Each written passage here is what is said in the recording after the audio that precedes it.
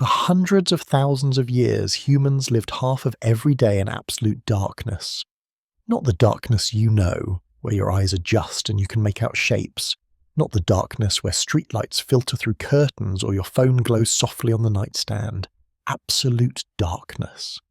The kind where you literally could not see your hand in front of your face.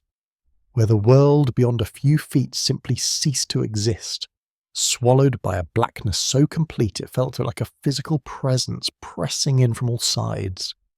Then, in what amounts to a blink in evolutionary time, everything changed. Electric lights, street lamps, screens. The flick of a switch and darkness disappears.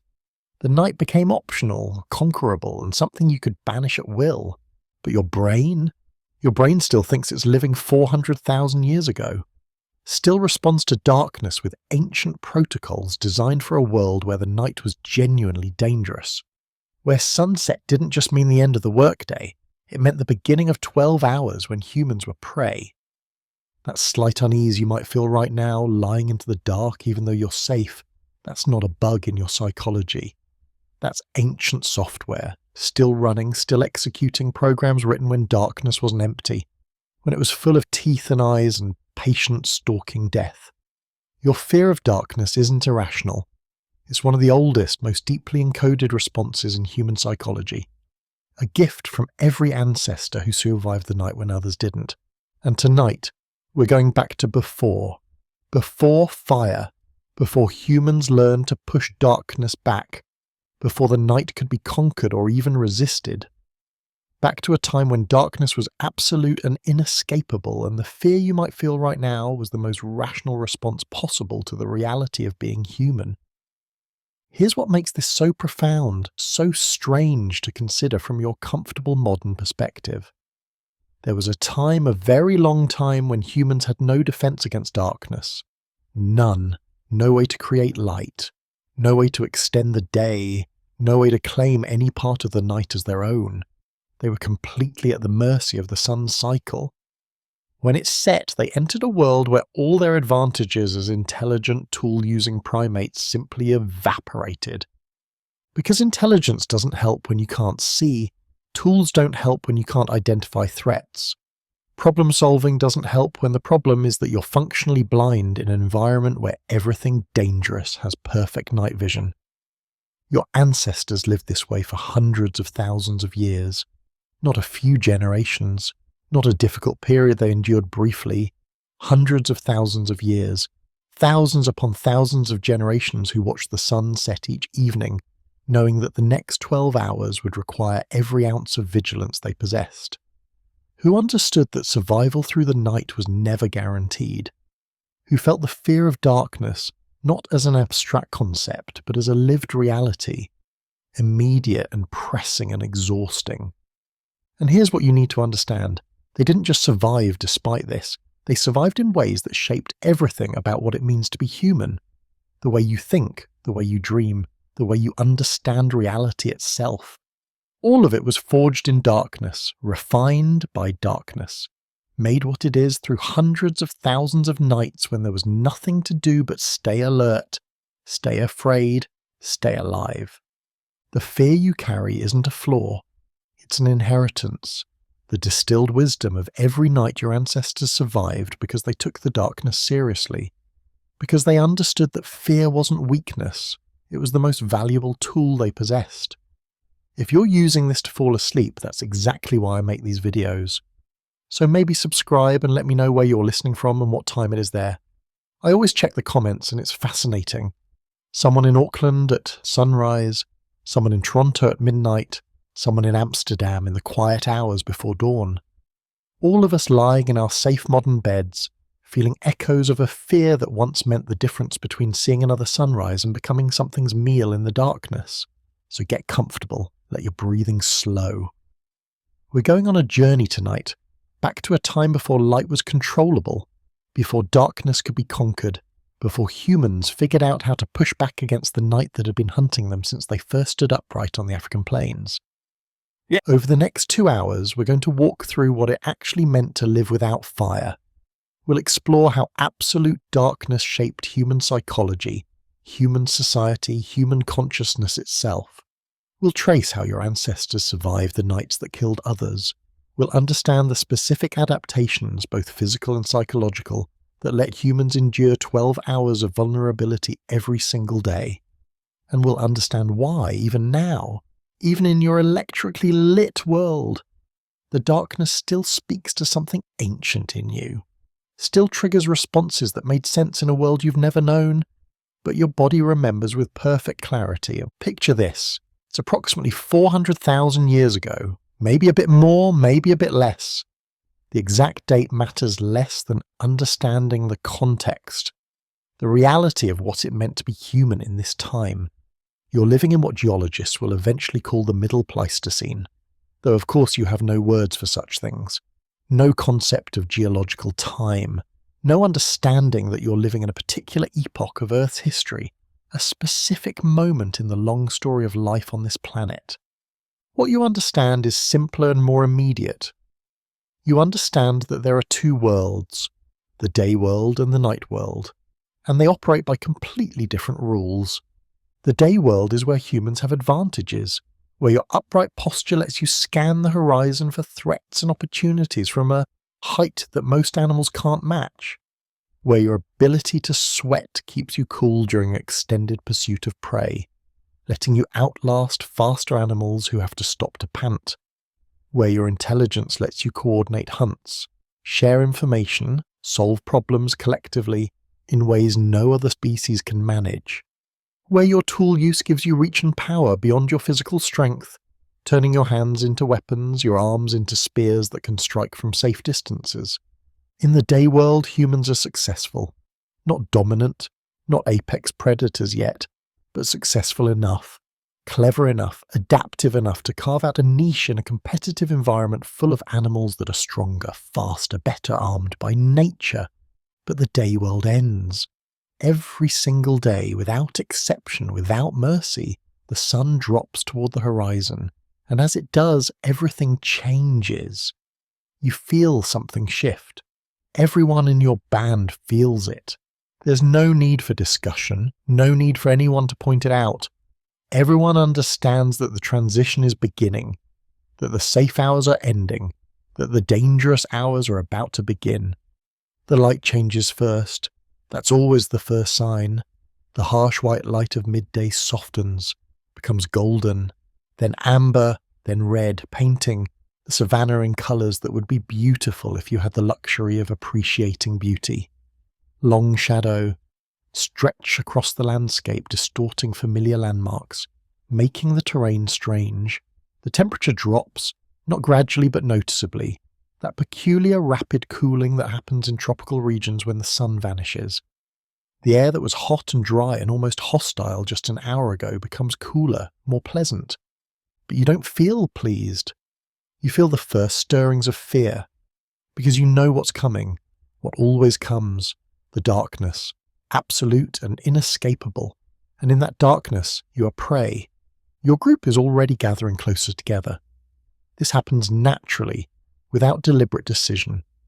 The children who are playing at the edges of your temporary camp are now within arm's reach of adults.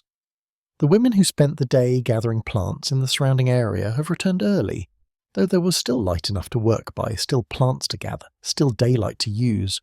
The men who were tracking game have broken off the hunt, even though they were close to success, close to making a kill that would feed the group for days. Because being away from the group after dark is suicide. Everyone understands this. It's been taught through bitter experience, through the members of your band who pushed their luck, who stayed out too long, who thought they could make it back before full dark fell. The ones who never made it back at all, the ones whose screams were heard in the distance as something caught them. The ones whose bodies were never found, or found too late, bearing the unmistakable marks of teeth and claws and a death that must have been terrifying beyond imagining. So you gather. You come together. In a particular spot, not random, but chosen with care. Near a large rock face, maybe. Or a cluster of trees with dense vegetation. Or against a hillside. Something that provides some barrier, some protection at your back. Something that reduces the directions from which danger can approach. You can't defend all sides. You don't have the numbers for that, don't have the weapons, don't have the coordination, but you can defend some sides, and that's infinitely better than nothing. That's the difference between some chance of survival and no chance at all. The sun is very low now, minutes away from setting, and everyone is experiencing the same physiological shift. The same cascade of responses that your body initiates automatically when it recognizes that the dangerous time is beginning. Your pupils are dilating, trying to capture every remaining photon of light, your eyes doing what they can to prepare for the darkness that's coming. Your hearing is sharpening, background noise fading as your auditory cortex focuses on detecting sounds that don't belong, sounds that might signal danger. Your muscles are tensing slightly, preparing your body for the possibility of sudden movement, of the explosive action that might be required if something attacks. Your heart rate is increasing just a bit, ensuring adequate blood flow to major muscle groups, your cardiovascular system preparing for potential flight or fight. This is fear beginning its work. Not panic, not terror, not the overwhelming flood of emotion that paralyzes or causes you to make foolish decisions. Just a steady, manageable elevation of alertness. A quiet alarm that says, pay attention now. The rules are changing. The world is becoming dangerous. Everything you do from this moment forward must be done with the understanding that you are vulnerable in ways you never were in daylight. You watch the sun touch the horizon. Watch it sink below the edge of the world. The sky is still light, painted in those deep reds and purples and oranges that make twilight almost beautiful, that create a brief moment of spectacular colour before the darkness rushes in. But you're not admiring the beauty, you're counting the minutes, because you know how quickly the darkness will come once the sun disappears, how fast the light will drain from the sky, faster than seems possible, faster than your mind can quite process. And you know what happens then. The transformation. The world you know, the landscape you navigate with confidence during the day, the terrain you understand through long familiarity, becomes alien, hostile, filled with threats you can't see, can't assess, can't prepare for. The shapes of trees become uncertain, shadows pooling beneath them in ways that might conceal anything. The paths you walked confidently this morning become treacherous, full of potential threats you can't see until you're dangerously close to them, too close to react effectively if they turn out to be dangerous. But worse than the physical transformation is the psychological one, because in darkness, your brain can't get the information it needs to assess safety, can't scan the environment effectively, can't identify threats at safe distances, can't read the visual cues that normally tell you whether a situation is safe or dangerous. Your vision, your primary sense, your main tool for gathering information about the world, becomes almost useless, and your brain knows this, understands it at a level deeper than conscious thought. Your visual cortex, suddenly deprived of the massive input it's designed to process, the constant stream of visual data that normally occupies such a large portion of your neural resources, starts doing something strange. It starts filling in the blanks, creating movement where there is none, seeing shapes in shadows, interpreting every ambiguous visual stimulus as potential danger, because the cost of missing a real threat is death. This is why humans see things in the dark that aren't there, why shadows seem to move on their own, why the darkness itself seems to take on a presence, a weight, a quality of watching, of waiting, of being somehow aware.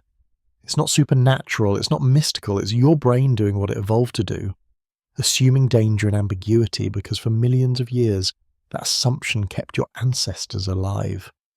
The ones who saw threats that weren't there survived. The ones who missed threats that were there didn't. So natural selection favoured brains that erred on the side of caution, that imagined danger rather than dismissed it. The last light drains from the sky. The stars emerge, thousands of them in a sky unpolluted by artificial light, more stars than you've probably ever seen in your modern life. The Milky Way stretches overhead like a river of light, like a road across the sky. It's beautiful in a way that should inspire awe, but beauty is a luxury, and right now you can't afford luxuries. Right now, you need to survive the next 12 hours. That's all that matters. Not beauty, not awe, just survival. The darkness is complete now, or as complete as it gets under starlight.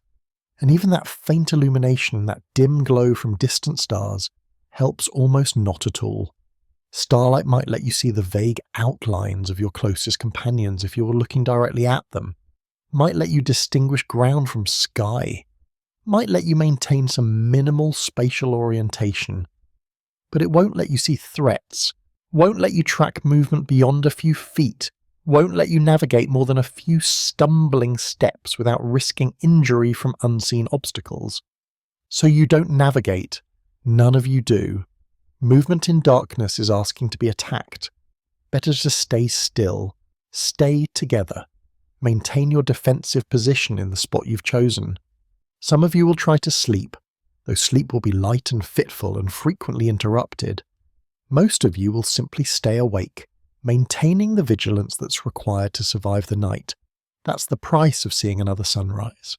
And you'll listen, because hearing is all you have now. Your ears, decent but not exceptional by animal standards, become your primary source of information about the world beyond your immediate vicinity. Every sound must be evaluated.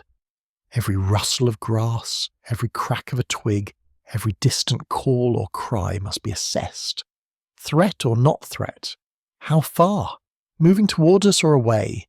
How many? What kind of threat? Large predator? Small predator? Dangerous herbivore? Something that might attack or something that's just passing through? This is exhausting in ways that are hard to explain to someone who's never had to do it.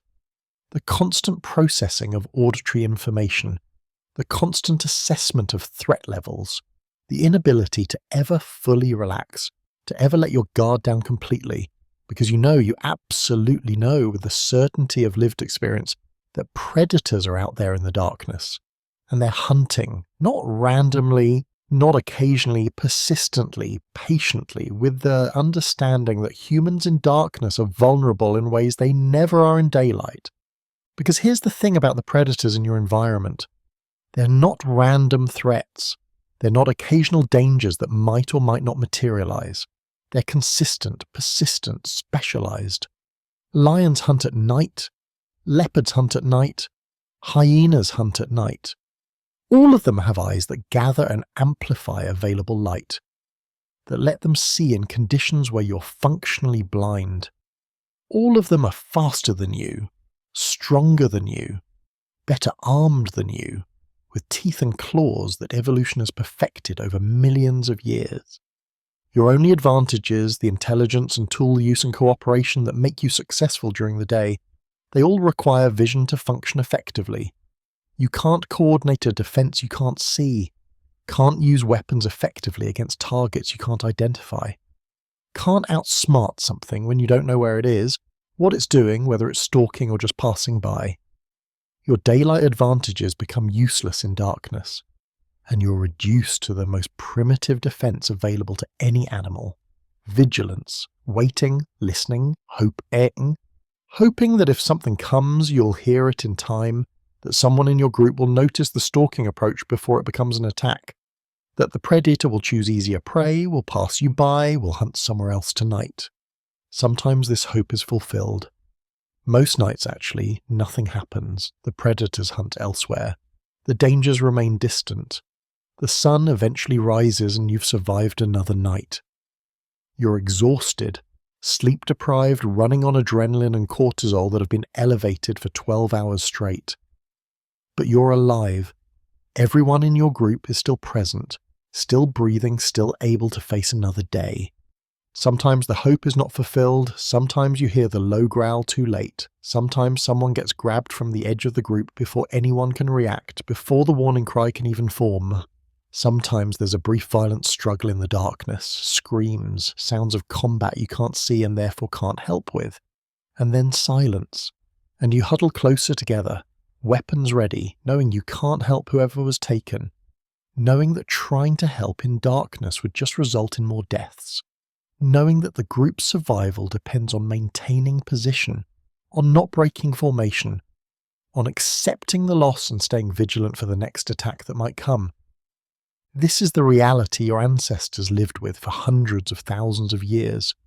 Not an occasional scary night, not a rare, dangerous encounter that becomes a story told around campfires, but night after night after night of genuine, persistent, exhausting fear. Of knowing that darkness brings vulnerability. That sunset is not a beautiful daily transition, but a dangerous threshold you have to cross.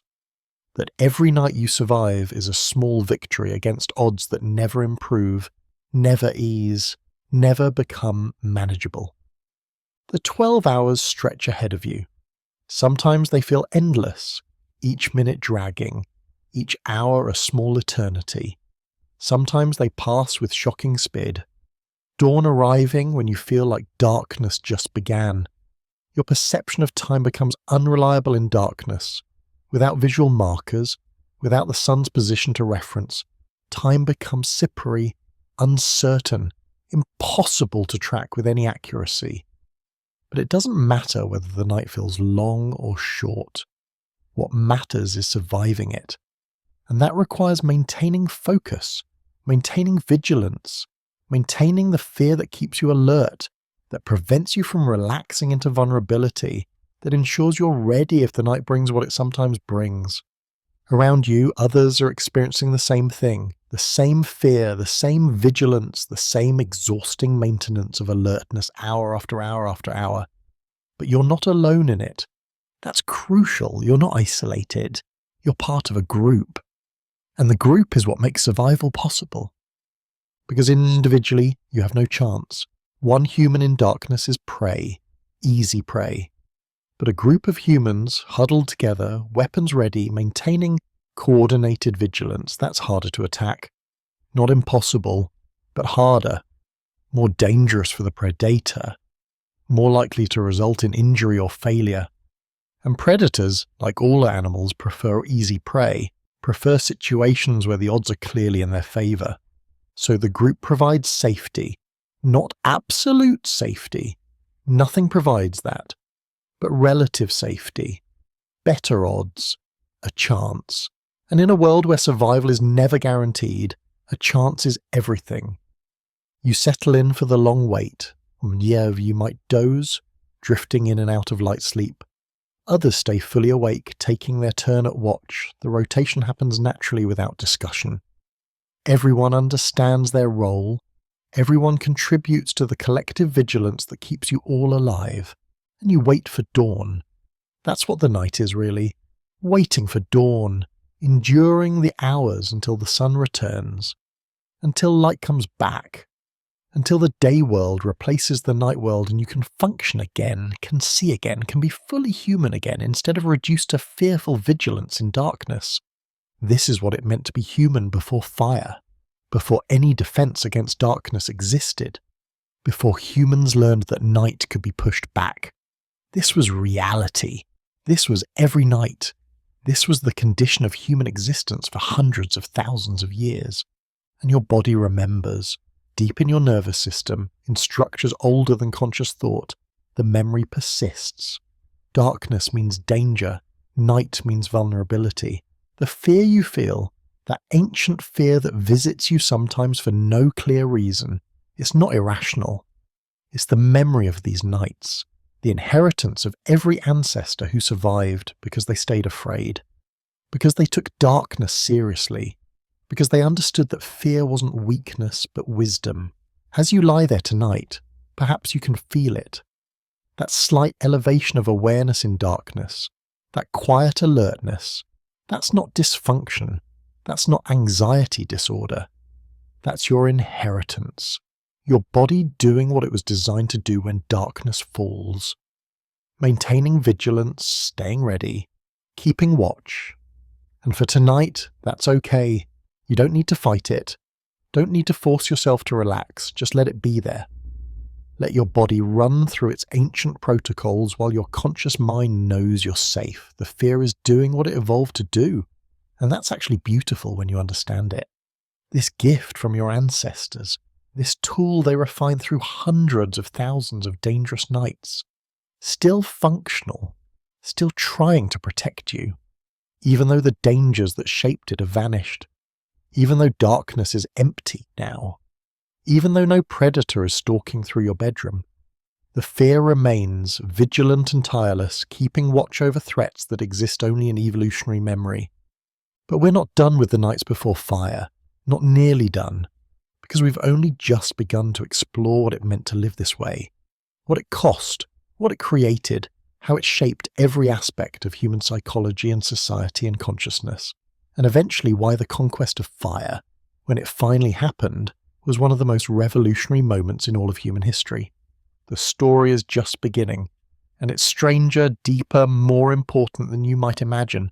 So settle in, let your breathing slow. The darkness that surrounds you now is not the darkness your ancestors knew. But understanding their darkness, understanding what they faced and feared and survived, might help you make peace with whatever echo of it you feel tonight. To understand what darkness actually did to humans, what it created and changed and shaped, we need to look at the specific ways your ancestors adapted to living half of every day in conditions where they were essentially helpless. Because humans didn't just passively suffer through the darkness for hundreds of thousands of years. They changed. They developed strategies, behaviors, even physiological modifications that helped them survive the night. And here's what's fascinating. Many of these adaptations are still with you, still active, still shaping how you experience darkness, how you sleep, how your brain processes the transition from day to night. You're not just carrying fear of darkness, you're carrying all the solutions your ancestors developed to manage that fear, to live with it, to survive despite it. Let's start with something fundamental, something so basic you probably never think about it, never question it, never recognize as an adaptation at all. The way humans sleep. Picture yourself as a mammal. Any mammal. A deer perhaps, or a lion, or a rabbit. These animals, when they sleep deeply. They enter states of unconsciousness where they're genuinely vulnerable, unaware of their surroundings, unable to respond quickly to threats. This is risky, obviously, dangerous in any environment where predators exist. But it's also necessary, essential. Sleep is when the body and brain restore themselves, when memories consolidate, when growth and healing happen, when the maintenance of consciousness itself occurs. You can't skip it, can't avoid it, can't function without it. Different mammals solve the sleep problem in different ways. Some sleep in large herds where many individuals maintain vigilance while others rest. A rotation system that ensures someone is always watching. Some sleep in burrows or dens where they're protected by physical barriers, where predators can't easily reach them. Some are apex predators who simply don't have much to fear even while sleeping, who can afford to be vulnerable because nothing dares attack them. But early humans, they had a problem, a serious problem. They weren't apex predators, they didn't have protective burrows to retreat to every night. And their groups, while helpful, while better than being alone, were small. 30 to 70 individuals at most. Not nearly enough to maintain reliable vigilance through a 12-hour night if everyone took turns sleeping deeply. So humans developed something unusual, something that shows up in you right now tonight as you're trying to sleep. They developed polyphasic vigilance, a sleep patterns where no one sleeps deeply all night, where everyone cycles through periods of lighter and deeper sleep, offset from each other, ensuring that at any given moment, some portion of the group is near enough to consciousness to respond to threats, near enough to wake fully if something goes wrong, near enough to alert others if danger approaches. This isn't a conscious strategy. It's not something your ancestors discussed and decided on in some ancient council. It's built into human sleep architecture at the neurological level, wired into the brain structures that regulate sleep. You cycle through sleep stages multiple times per night. Light sleep, deep sleep, REM sleep, back to light sleep. The complete cycle takes about 90 minutes, and you go through it 4 to 6 times per night, your brain following a pattern that's been refined over hundreds of thousands of years. But here's the crucial part, the part that made this adaptation effective. Not everyone in a group cycles at the same time, Some people naturally shift toward being evening types, staying alert later into the night before their sleep pressure builds enough to force rest. Others naturally shift toward being morning types, waking early, alert before others, ready to take over vigilance as the night ends. This variation isn't random, it's not arbitrary, it's adaptive. It means that in a group of 30 humans sleeping together, huddled in the darkness, someone is always in light sleep or partially awake, always able to detect threats, always ready to alert the others if something approaches. This is why you wake up sometimes during the night. Not because something's wrong with you, not because you have insomnia, not because you're broken or damaged or sleeping incorrectly. Because your brain is doing what it evolved to do, checking the environment, making sure everything is still safe. Running through a vigilance protocol that kept your ancestors alive for hundreds of thousands of years. You wake, you listen. Maybe you look around, though you probably don't fully open your eyes. You assess any sounds that don't belong, any sense of threat, any reason for alarm, and when the answer is no, when everything checks out as safe, you drift back into sleep. Often you don't even remember these wakings in the morning. They're so brief, so automatic, so much a part of the normal sleep architecture that they don't register as conscious events. But they're happening every night, multiple times. Your brain maintaining the same vigilance pattern your ancestors maintained. Checking, monitoring, making sure the darkness is empty. And it's why some of you are night owls while others are morning larks. Why some people feel most alert and capable late at night. Able to work and think and function when others are completely exhausted. Why some people can barely function past 9 p.m. while others are just hitting their stride. This variation served a purpose when humans slept in groups in dangerous darkness. It ensured coverage across the entire night. It meant that predators would never find the whole group deeply asleep and vulnerable. There was always someone near wakefulness, always someone monitoring, always someone ready to sound the alarm. You're still running this pattern. Still cycling through sleep stages at your own individual rhythm, still waking briefly to check your environment. Your brain doesn't know that your environment is safe now, doesn't understand that the evolutionary pressure that shaped this sleep pattern no longer exists. It's still running the old program, still checking for threats that haven't existed for thousands of years, still maintaining vigilance that's no longer necessary. But the program continues. Automatic, unconscious. Impossible to override with conscious decision because it's deeper than consciousness, older than thought, encoded in the fundamental structure of how your brain regulates sleep. Now let's talk about another adaptation, one that's more obvious when you know to look for it, when you understand the context that created it, the way humans cluster together in darkness. Your ancestors slept in close physical proximity, not by choice really. Not because they particularly enjoyed being pressed up against each other all night, but by necessity, by survival imperative. In darkness, alone means vulnerable. Separated from the group means invisible to group members, unable to receive help if attacked, unable to contribute to collective vigilance, unable to benefit from the safety that numbers provide. So humans sleep close together, very close, within arm's reach of each other.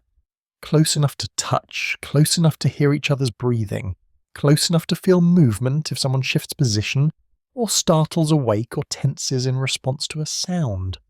This isn't comfortable exactly, not in the way modern sleep is comfortable. Humans are large primates. We generate heat. We move in our sleep, shifting position, adjusting posture. We snore and kick and take up space. Sleeping in close proximity to a dozen other people means dealing with all of that. Means less personal space, more disturbance, more difficulty finding truly restful sleep. Means being woken by others' movements and sounds. Means never quite getting the deep, uninterrupted rest that you might achieve alone in perfect conditions. But the alternative is worse, much worse. The alternative is being alone in darkness where anything could approach within feet without you knowing, where you have no backup if something goes wrong, where your individual vigilance is all you have, and individual vigilance isn't enough against patient predators who know how to wait for the moment of inattention that always eventually comes. So humans tolerate the discomfort of proximity. More than tolerate it, they need it. The physical presence of other humans becomes a source of comfort, of safety. Your unconscious mind monitors the breathing of people near you, uses it to gauge safety. If everyone near you is breathing slowly, deeply, calmly, your brain interprets this as, it's safe to relax. If someone near you suddenly changes their breathing pattern, becomes tense, holds their breath in alarm, your brain immediately elevates your alertness. Something might be wrong. Danger might be near. You need to wake up, need to be ready. You still do this. Right now, tonight. If you sleep with a partner, your brain monitors their breathing, their movements, their level of relaxation. You synchronize sleep stages to some degree, unconsciously coordinating your vulnerability, your cycles of deep and light sleep influencing each other. When you sleep alone, some part of your brain never fully relaxes because it's missing those cues. It's expecting to hear other breathing nearby, expecting the sounds and movements of other humans in proximity, and when it doesn't detect them, when the expected signals are absent, it maintains higher vigilance, stays more alert, assumes that the absence of others means increased danger. This is why sleeping alone can be harder than sleeping with others. Why some people can't sleep well unless their partner is home. Why children instinctively want to sleep near their parents, and why forcing them to sleep alone in separate rooms can be so difficult. It's not psychological weakness. It's not emotional neediness. It's an ancient safety system. Your brain is designed to sleep in groups. It's checking for the social cues that meant safety for your ancestors, and when those cues are absent, it stays more alert, maintains higher vigilance, assumes greater danger. The adaptation goes deeper than just proximity preference. It extends to how humans arrange themselves in darkness, because not all positions in the group are equal. Some locations are safer than others, and humans, over hundreds of thousands of years, developed instinctive understanding of where to position themselves based on their vulnerability and their defensive capability. The center of the group is safest, surrounded by others on all sides, protected by multiple layers of human bodies between you and any threat that approaches. This is where the most vulnerable members position themselves. Children, always. Their survival is essential to the group's future. They haven't yet developed the full range of defensive capabilities. Can't fight effectively, can't maintain vigilance as reliably. So they go in the center, protected, where attacks are least likely to reach them. The elderly, depending on their capability, often position themselves near the center as well. Not because they're not valuable, but because their survival, while important, is less critical than children's survival from a pure genetic propagation standpoint. And because if they're frail, if they can't fight or flee effectively, they need protection just as children do.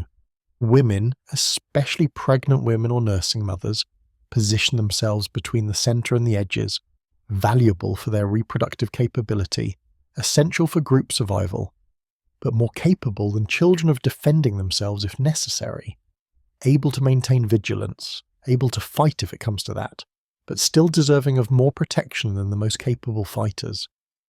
The edges are for the strongest, most capable members of the group, usually men in their prime, though not exclusively.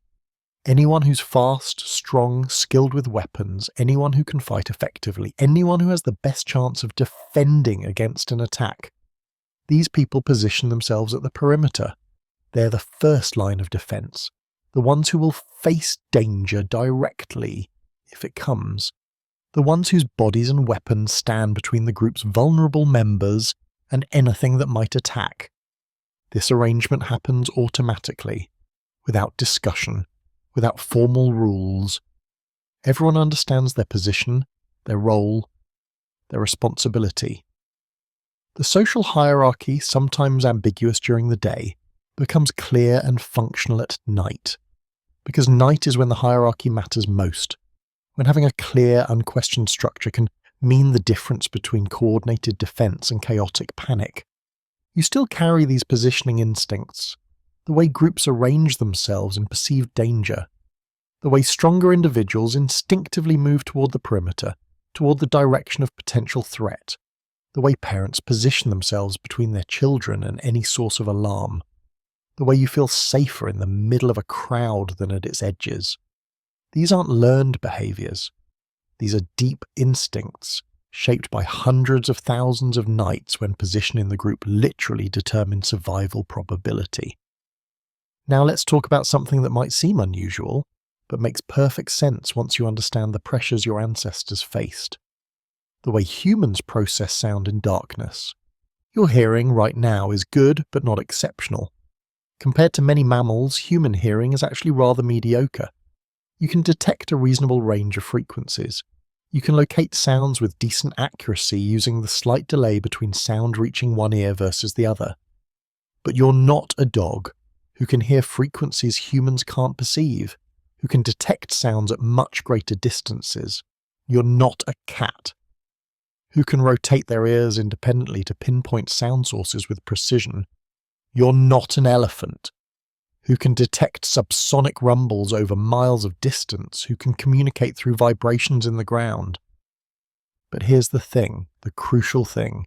Human hearing changes in darkness. Measurably, demonstrably. Not the physical apparatus, your ears remain the same, the structure of your auditory system doesn't physically alter. But the way your brain processes auditory information shifts when a visual input becomes limited or absent. In daylight, your visual cortex, the part of your brain that processes sight, is highly active. Vision is your primary sense.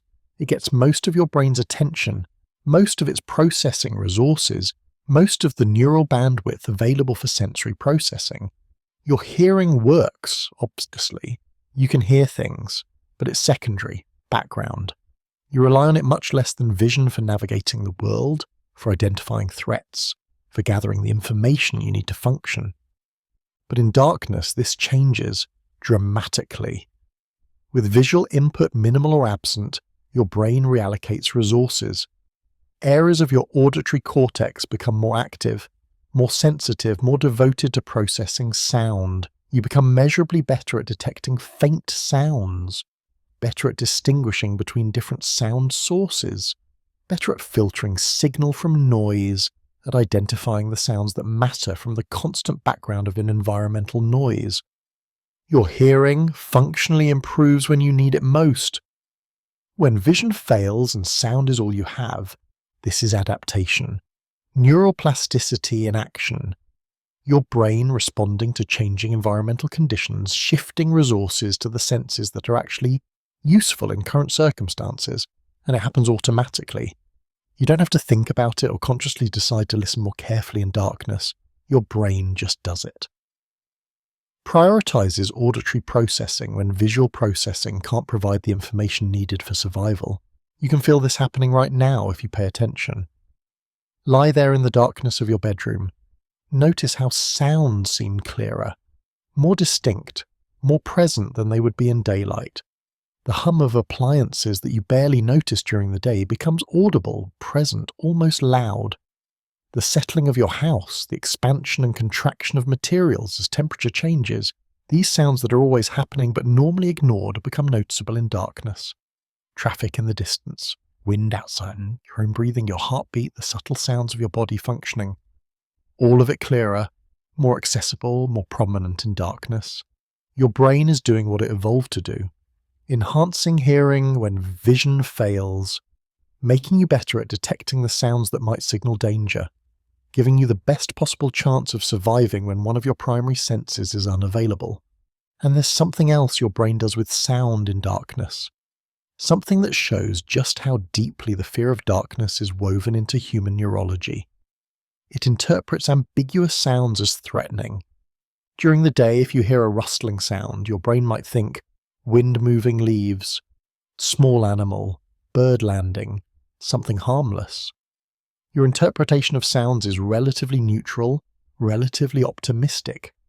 You assume benign explanations unless evidence suggests otherwise. But at night, that same sound triggers a different interpretation. Potential predator, possible threat, something large moving, something that needs immediate attention.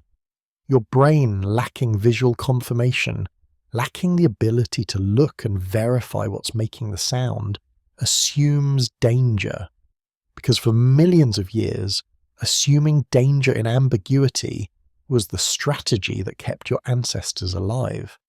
The cost of a false alarm, of interpreting a harmless sound as dangerous, is temporary elevated stress, wasted vigilance, a bit of anxiety that proves unnecessary. That's cheap, manageable, survivable. But the cost of missing a real threat, of interpreting a dangerous sound as harmless, is death. Quick, violent, permanent death. No second chances, no opportunity to learn from the mistake. So natural selection favoured brains that erred on the side of caution, that heard potential threats in ambiguous sounds, that assumed danger until proven safe rather than assuming safety until proven dangerous. Your brain is still running that program, still interpreting nighttime sounds as potentially threatening, still elevating your alertness at sounds that, during the day, you dismiss without a second thought. This is why nighttime sounds seem scary even when they're not. Why you can hear the same noise during the day and think nothing of it, but hear it at night and feel a spike of fear. Your brain is running different software, using different interpretive rules designed for a world where darkness concealed genuine threats and ambiguity often meant something dangerous was close. Let's talk about another adaptation now, one that's particularly relevant to you lying there trying to sleep. The way humans developed specific preparation rituals for darkness. Your ancestors couldn't just lie down and sleep whenever they felt tired. Sleep required preparation, required creating as much safety as possible given the limitations they faced. So they developed rituals, behaviours, procedures that everyone understood and followed. Every night, without exception, without variation. First, location selection. You don't sleep just anywhere. You don't just collapse wherever you happen to be when fatigue overtakes you. You find a spot that offers some protection. A rock overhang that provides solid mass at your back. A dense cluster of trees that limits sight lines and approach angles. A hillside where you can position yourself on the slope with a view of the approach. Anywhere that limits the directions from which threats can come. This reduces the perimeter you need to watch, concentrates your defensive capabilities, increases the chances that you'll detect something before it's too close. Location selection takes time, takes evaluation, takes walking around, assessing options, using accumulated experience to judge which spots are better than others.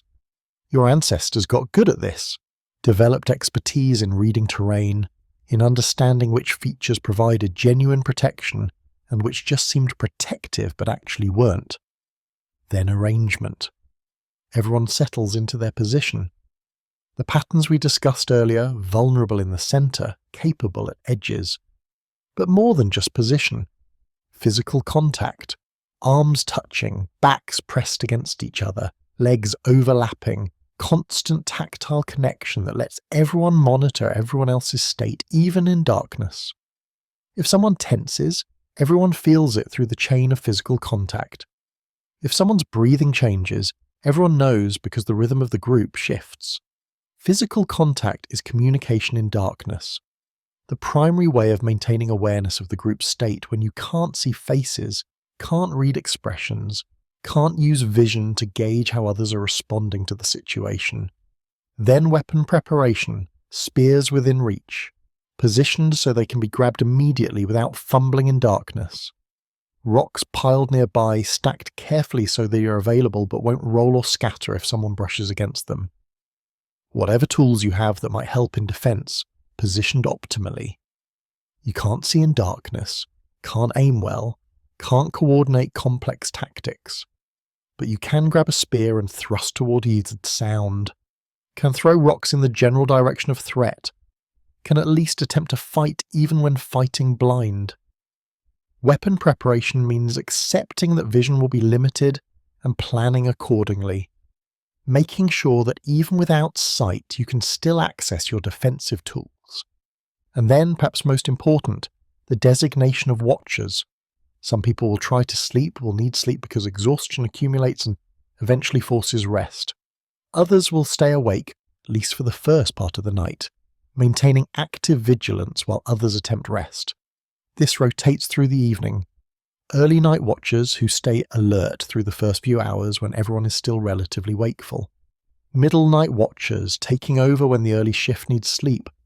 Late night watchers before dawn, maintaining vigilance through the final dangerous hours when fatigue is deepest and attacks are most likely. Everyone takes their turn. Everyone contributes to collective vigilance. The rotation happens naturally, without formal scheduling, without someone acting as coordinator. People know when they're needed, know when it's their time to watch, know when they can rest, and when they need to stay alert. This knowledge is passed down through observation, through participation, through the simple fact of growing up in a group where this pattern is maintained every single night of your life. This isn't optional. This isn't something you do on particularly dangerous nights or in especially threatening locations. This is every night. Every single night for hundreds of thousands of years. The ritual of preparing for darkness, of doing everything possible to increase odds of survival, of acknowledging that night brings vulnerability and responding with caution and preparation and coordinated group defense. You still do versions of this, right now, tonight. You lock your doors before bed. You might check that windows are secured. You position your phone nearby in case you need to call for help. You might make sure your bedroom door is closed or open depending on what makes you feel safer. You might check on your children before you sleep, making sure they're safe. You might set an alarm to wake you at a specific time, maintaining some control over your vulnerability period. These are the same impulses, the same drive to prepare, to secure, to do what you can to increase safety before you allow yourself to become vulnerable in sleep.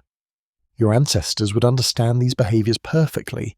They'd recognize them as variations on the same theme, the theme of not taking darkness lightly, of respecting what darkness meant, of preparing for vulnerability rather than denying it, of accepting that sleep is dangerous and taking steps to minimize the danger as much as possible. But here's something crucial to understand, something that changes how we think about all of these adaptations. Your ancestors weren't just trying to survive, they were trying to live. There's a difference. Survival is the baseline, not dying, making it through another night, getting to sunrise with everyone still alive. That's necessary, obviously, the fundamental requirement. But humans aren't built just for survival, they're built for more, for social connection, for creativity, for meaning, for the full experience of consciousness, even in difficult circumstances, for being human in the fullest sense. Not just surviving as animals survive, but living as humans live. So even in the darkness, even when afraid, even when vulnerable, humans found ways to maintain their humanity, to be more than just frightened primates waiting for dawn. They told stories. In the darkness, when everyone was huddled close together, unable to see each other's faces, but able to hear each other's voices, they told stories about the day's events, about past hunts, successful and unsuccessful, about dangerous encounters survived, lessons learned, near misses that could have been fatal but weren't, about the nature of the world, the animals they shared it with, the patterns they observed in seasons and weather and animal behaviour, about their own experiences, their own lives, their own understanding of what it meant to be human in this particular time and place.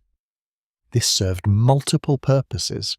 Practically, storytelling kept people awake, kept the watchers alert, kept the group cohesive and attentive during the long hours when vigilance was required. But it also served deeper purposes. It transferred knowledge from experienced to inexperienced members. It reinforced social bonds, creating shared narratives, shared understanding, shared culture. It gave structure and meaning to the long, frightening hours of darkness.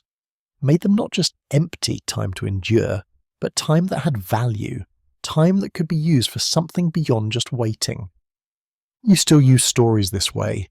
Podcasts you listen to in bed, videos you watch to fall asleep, audiobooks that occupy your mind as darkness surrounds you. You're doing what your ancestors did, using narrative to make darkness less oppressive, less empty, less frightening. The specific content has changed. The technology of delivery has changed. But the fundamental behavior, the use of story to navigate darkness, That's ancient. Older than fire. Older than language, maybe, if we think of storytelling as including the non-verbal communication that preceded words. They also sang or made sounds that were precursors to singing, humming, rhythmic vocalizations, sounds that were more than just communication of information, sound that was aesthetic, that had pattern and rhythm and something approaching melody. Not music in the way you understand it, probably, but sound production that was intentional, that was organized, that created shared experience through synchronized activity. This too served practical purposes. Singing together keeps everyone awake and alert, creates a rhythm that maintains focus. It also signals to potential predators that the group is aware, awake, ready. Predators prefer surprised prey, prefer catching victims off guard in moments of inattention, making noise, letting everything in the area know that you're alert and vigilant, that reduces your attractiveness as a target, makes you seem more difficult, more dangerous, less worth the risk of attack. But again, it's more than just practical. It's maintaining humanity in conditions that threaten to reduce you to pure survival mode. It's asserting that you're more than meat that predators can eat, that you have consciousness, creativity, culture, that even in darkness, even when afraid, you remain human. You create, you express, you make something beautiful, or at least something organized and intentional, out of the raw material of your existence. And they touched. Physical contact, which started as a practical safety measure, evolved into something more. Comfort, reassurance, the communication of emotional support that doesn't require words or even sight. The pressure of a hand on a shoulder, an arm around a frightened child. Bodies pressed close, not just for warmth and vigilance, but for the psychological comfort that physical proximity provides. For the message that physical presence sends. You're not alone. The group is here. We're together in this vulnerability. Your fear is shared, and shared fear is easier to bear than solitary fear. Humans are touch-hungry primates. You need physical contact, not just want it, need it. It regulates your nervous system, reduces stress hormones, activates parasympathetic responses that help you relax, that counteract the sympathetic activation of fear. In darkness, when fear is elevated and stress is constant, touch becomes even more important. It's a signal that you're not alone, that others are near, that the vulnerability you feel is shared, and shared vulnerability is easier to bear than solitary vulnerability. You still seek this, the way you sleep better when someone's beside you, the comfort of a pet on the bed, its warmth and breathing providing some echo of the human presence your nervous system expects. Even the weight of heavy blankets, providing pressure that mimics the presence of others, the contact of bodies pressed close. Your body is trying to recreate the conditions that meant safety for your ancestors, trying to get the sensory input that tells it, you're not alone, the group is here, you can rest. As you're lying there tonight, perhaps you can feel these ancient patterns operating, the way your hearing seems sharper in darkness, the way you prefer not being completely alone, the way you've created your own preparation ritual, your own version of securing the perimeter, checking the doors, positioning yourself for safety. The way stories help you sleep, or music, or the presence of another person, or even an animal nearby. This isn't dysfunction. This isn't excessive caution or irrational fear. This is your inheritance, your evolutionary legacy. The accumulated wisdom of every ancestor who survived the darkness because they took it seriously, because they prepared for it, because they understood that vulnerability requires response, not denial. Think about the last time you lay awake at night, unable to sleep, your mind racing through thoughts and worries and scenarios. Maybe it was last night. Maybe it's happening right now. Your thoughts turning inward, becoming reflective, questioning, running through possibilities, memories, fears, questions that have no easy answers. This isn't insomnia exactly. Not a disorder. It's what happens when humans are in darkness with nothing to distract them from their own minds. And it's been happening for hundreds of thousands of years. Because living without fire, living with absolute darkness for 12 hours every day, didn't just shape how humans survived the night. It shaped human consciousness itself, the way we think, the way we understand ourselves, the very structure of awareness. This is what we need to explore now, not just the physical adaptations, not just the survival strategies, but something deeper, something about how darkness created the particular type of consciousness that makes you human, the particular way of being aware that sets you apart from every other animal on the planet. Because consciousness isn't separate from experience. It's shaped by experience, molded by the conditions in which it develops, and for hundreds of thousands of years, human consciousness was formed in a world that was fundamentally divided into two realms: the day realm of visibility, activity, and relative safety, and the night realm of blindness, forced stillness, and persistent danger. This division wasn't just practical, it was psychological, it was philosophical. It created a dualistic way of understanding reality that still echoes in you today, right now, as you lie there in the darkness processing these words. Let's start with the most basic level, the way darkness affects human cognition, the way thinking itself changes when light disappears. During the day, your ancestors' minds were occupied with external tasks. Hunting required planning, coordination, the tracking of animal movements across terrain, the reading of signs and spoor and subtle indicators of where game had passed and where it might be going. Gathering required knowledge of plants, memory of locations, assessment of ripeness and safety, the ability to distinguish edible from poisonous based on subtle visual cues. Toolmaking required concentration, skill problem solving, the ability to envision the final product and work backward to create it. Social interaction required attention to facial expressions, body language, the subtle cues that signal status and intention and emotion, the constant reading of others' states and responses. All of this is outward-focused cognition, your attention directed at the external world, your mental resources devoted to perceiving, interpreting, responding to things outside yourself. This is the natural mode of human consciousness during activity. You're engaged with the world, manipulating it, navigating through it. Your sense of self is defined by what you can do, what you can influence, what you can control, by your relationship to the external environment and the objects and beings it contains.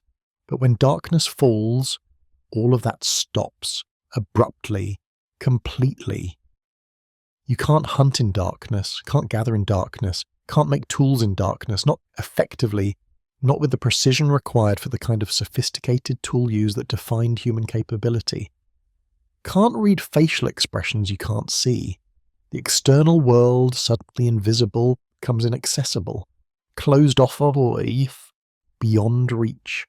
And your mind, deprived of its usual outward focus, deprived of the constant stream of external stimuli that normally occupies it, turns inward. Has to turn inward because there's nowhere else to go.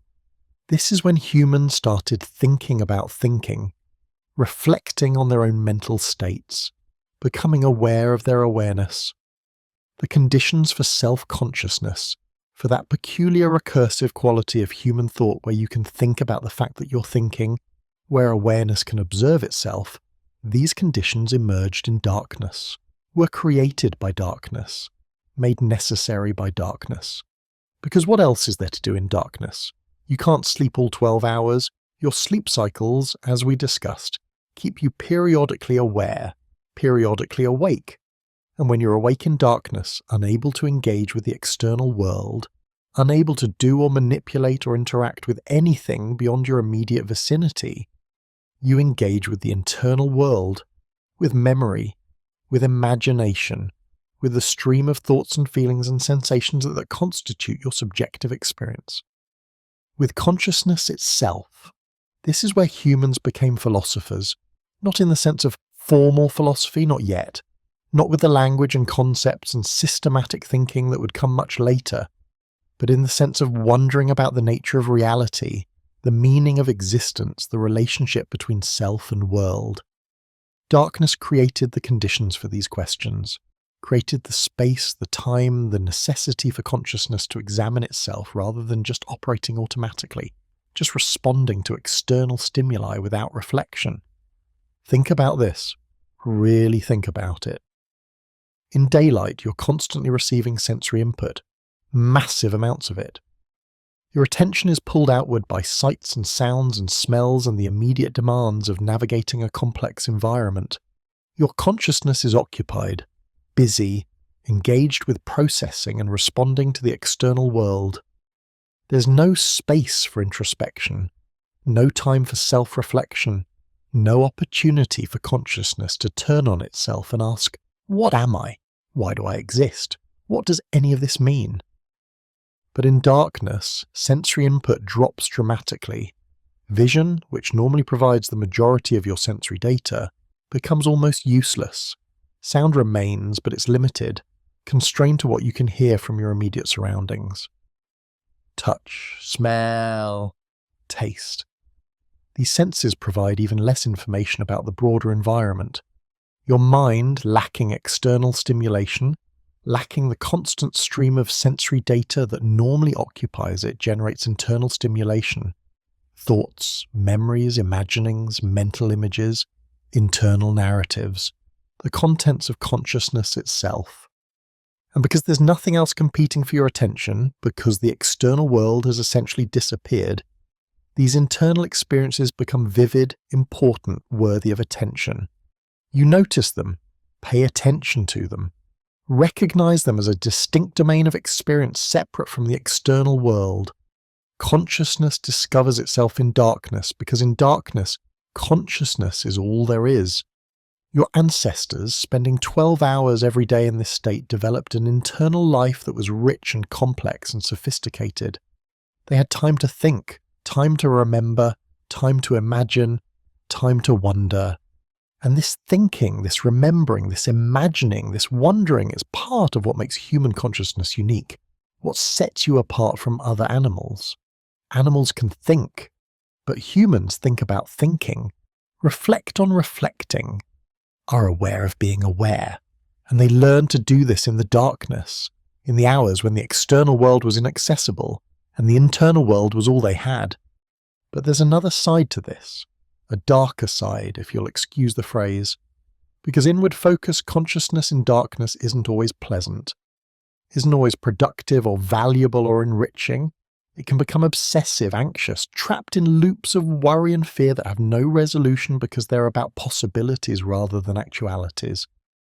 Your ancestors, lying in darkness, aware that danger might approach at any moment, aware that survival through the night was never guaranteed, couldn't just relax and contemplate existence peacefully, couldn't enjoy the luxury of philosophical reflection without the weight of fear. Their minds, lacking visual input to process, lacking external stimuli to occupy attention, started generating scenarios, imagining what might happen, running through possibilities, planning responses to threats that hadn't materialized yet but might materialize at any moment. What if a predator approaches from that direction? What if the person on watch falls asleep? What if someone in the group is injured and can't run if we need to flee? What if we're in the wrong location, too exposed, too vulnerable? What if the sounds we're hearing aren't wind but something stalking us? What if dawn never comes? What if this night is the night when everything goes wrong? This is where human anxiety was born, or rather, where the capacity for future-oriented worry evolved from simple fear responses into complex mental simulation.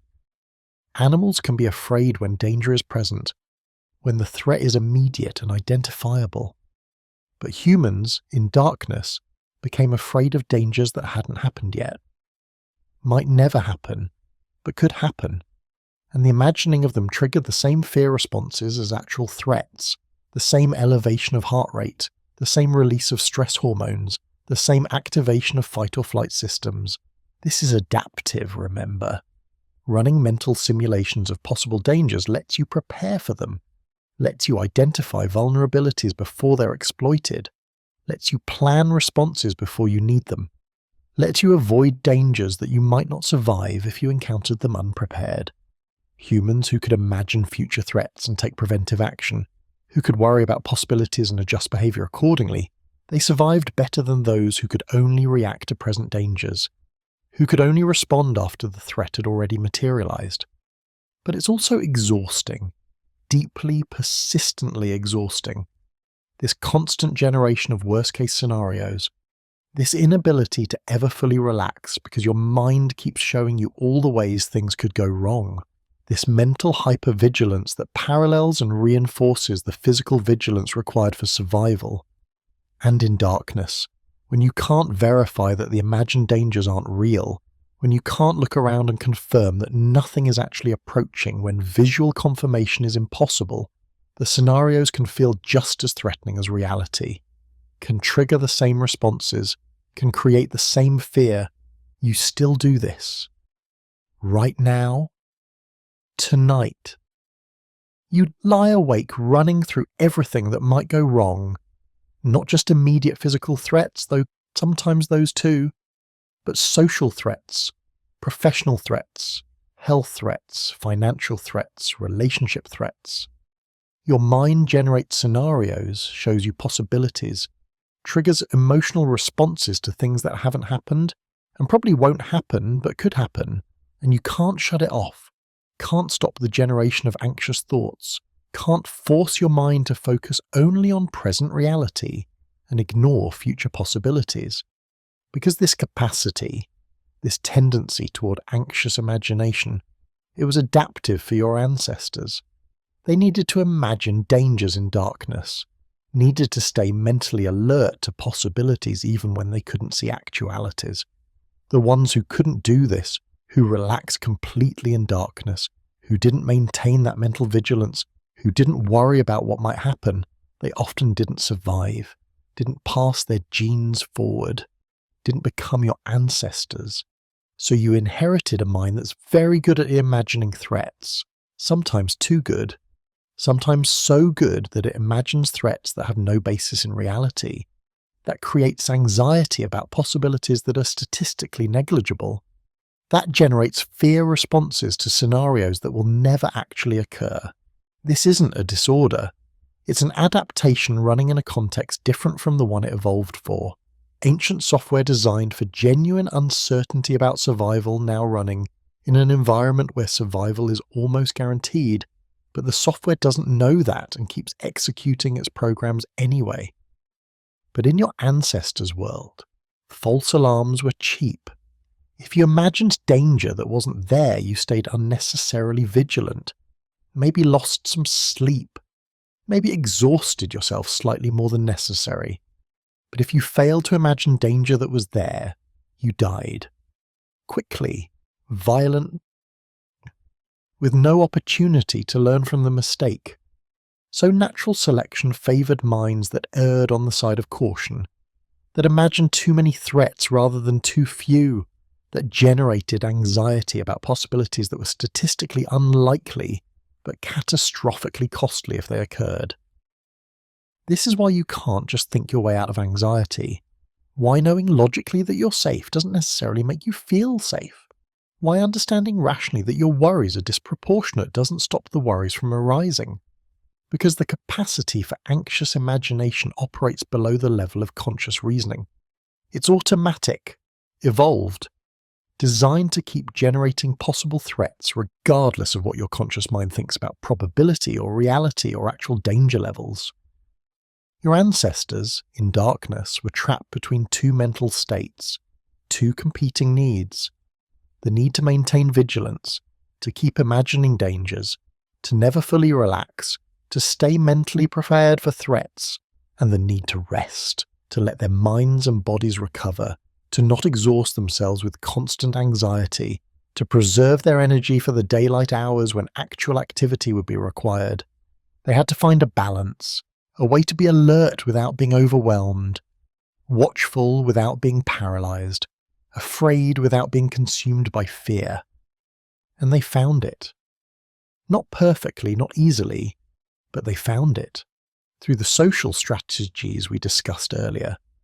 Through the comfort of proximity, the reassurance of touch, the distraction of story and song.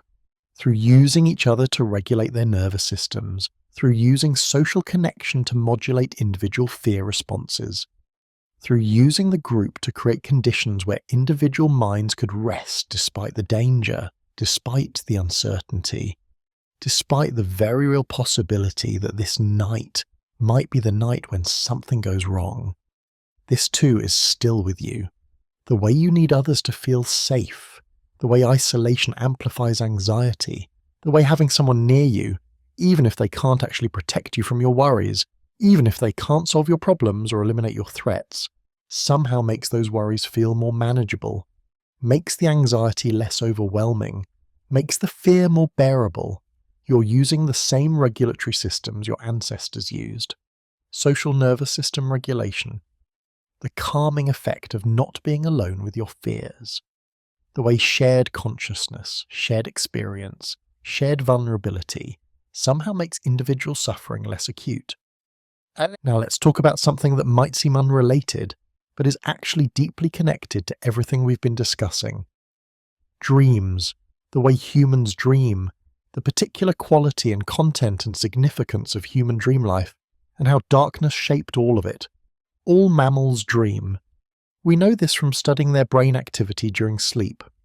The patterns that indicate dreaming, REM sleep with its associated rapid eye movements and distinctive brain waves and temporary muscle paralysis, these show up across many species. Dogs dream, cats dream.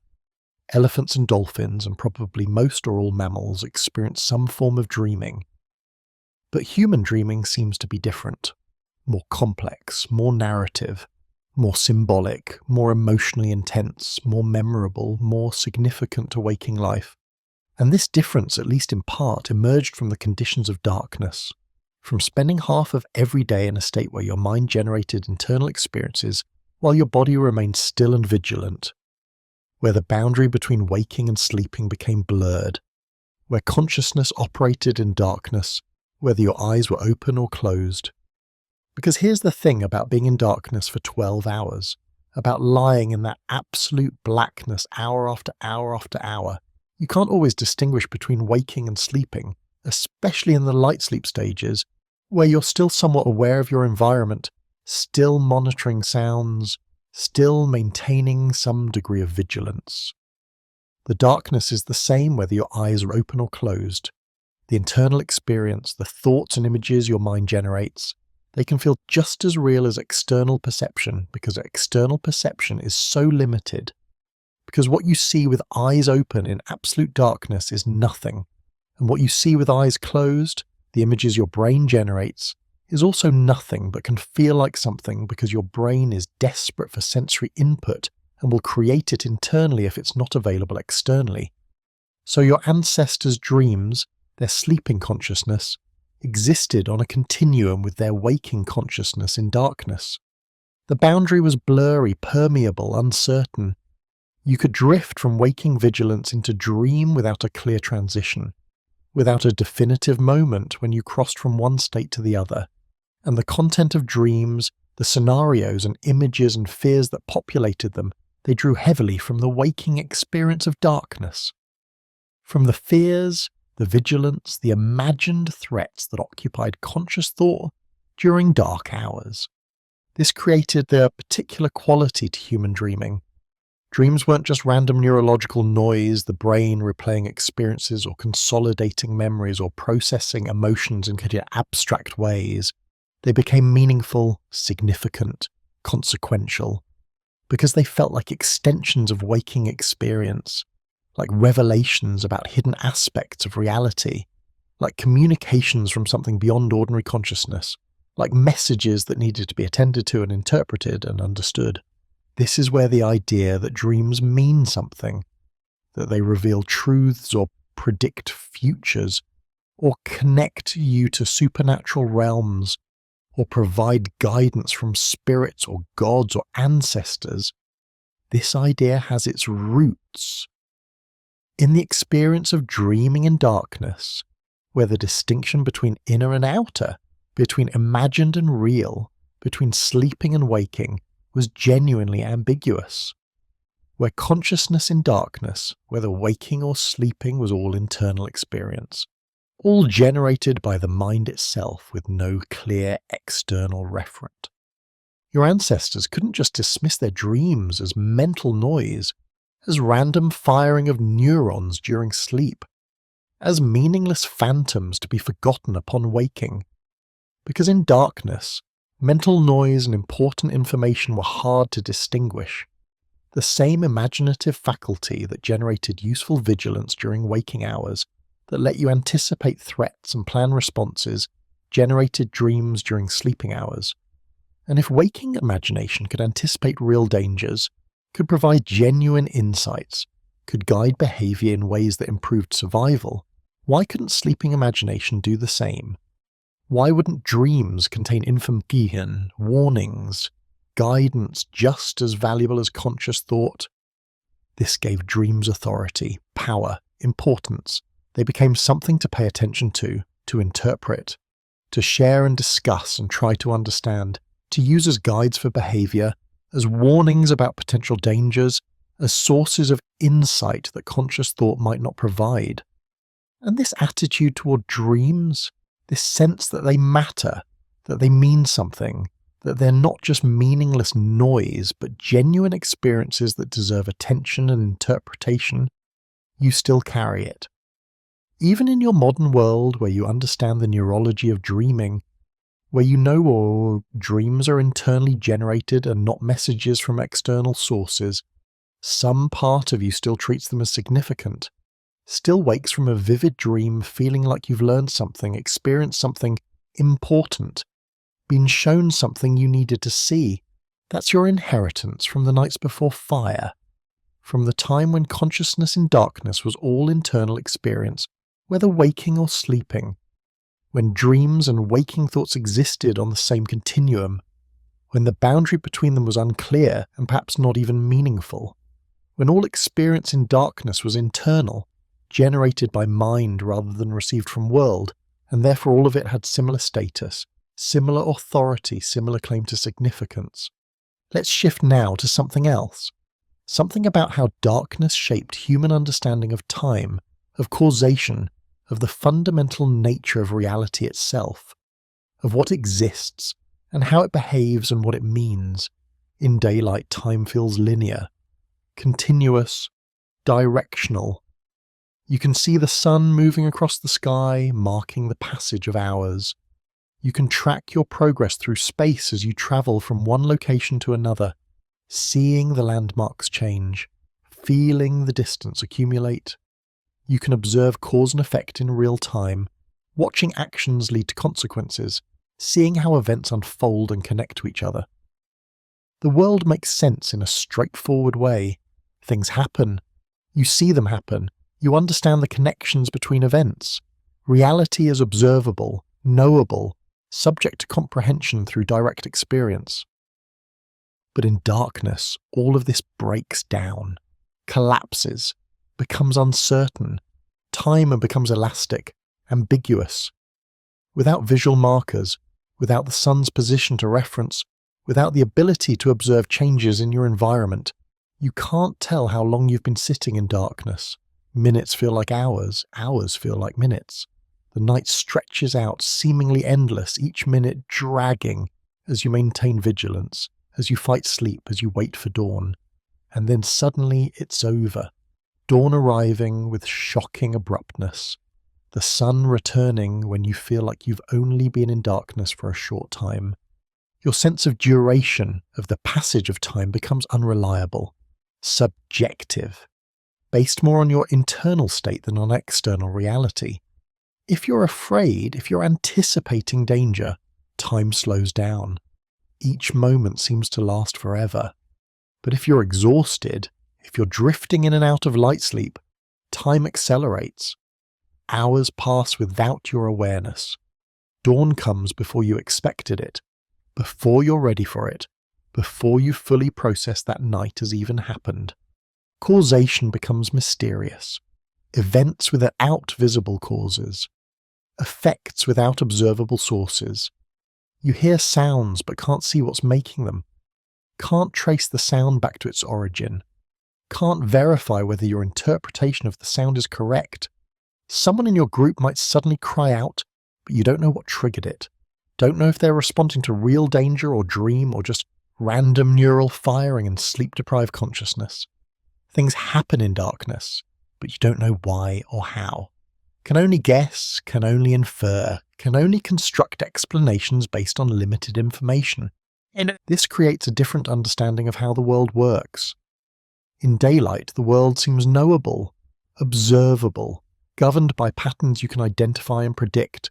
Cause leads to effect in visible, traceable ways. But in darkness, the world becomes mysterious, hidden, governed by forces you can't directly observe. Where causes are invisible and effects are all you can perceive, where making sense of the world requires constructing explanations based on inference rather than observation. This is where humans learn to think in terms of the invisible, the hidden, the underlying, the forces that shape events without being directly observable, not because they were irrational or superstitious or primitive, but because their direct experience included long periods where reality was genuinely hidden from them, where causes were invisible and effects were all they could detect, where making sense of the world required constructing explanations that went beyond immediate sensory data. The idea that there are important things you can't see, forces that shape events without being directly observable, entities that exist but aren't perceptible through normal senses, this idea emerged from darkness, from nightly experience of a world that existed but couldn't be seen, that was real but invisible, that had effects but concealed its causes. And this idea, refined and elaborated over hundreds of thousands of years, became foundational to human thought, to human religion, to human philosophy, to human science eventually, when the invisible forces being postulated became things like gravity and atoms and electromagnetic fields rather than spirits and gods and supernatural entities. You still think this way, still believe in things you can't see, still construct explanations based on invisible forces. Gravity, electrons, magnetic fields, historical events you didn't witness, other people's thoughts and feelings, the future. All of these are invisible, known only by inference, by their effects rather than direct observation. All of these require you to believe in something you can't directly perceive, to construct mental models of hidden reality based on observable effects. Your capacity for abstract thought, for believing in the invisible, for constructing explanations that go beyond immediate sensory data, for thinking about things that exist outside your direct experience, this capacity was shaped by darkness, by the need to understand a world that was often hidden from view, to navigate reality when reality itself was often imperceptible, to make sense of experiences that included long periods when the world was there but you couldn't see it. And there's something else. Something about how darkness shaped human understanding of self, of identity, of what it means to be a person, of what constitutes the essential you. In daylight, your sense of self is connected to your body, strongly, obviously connected.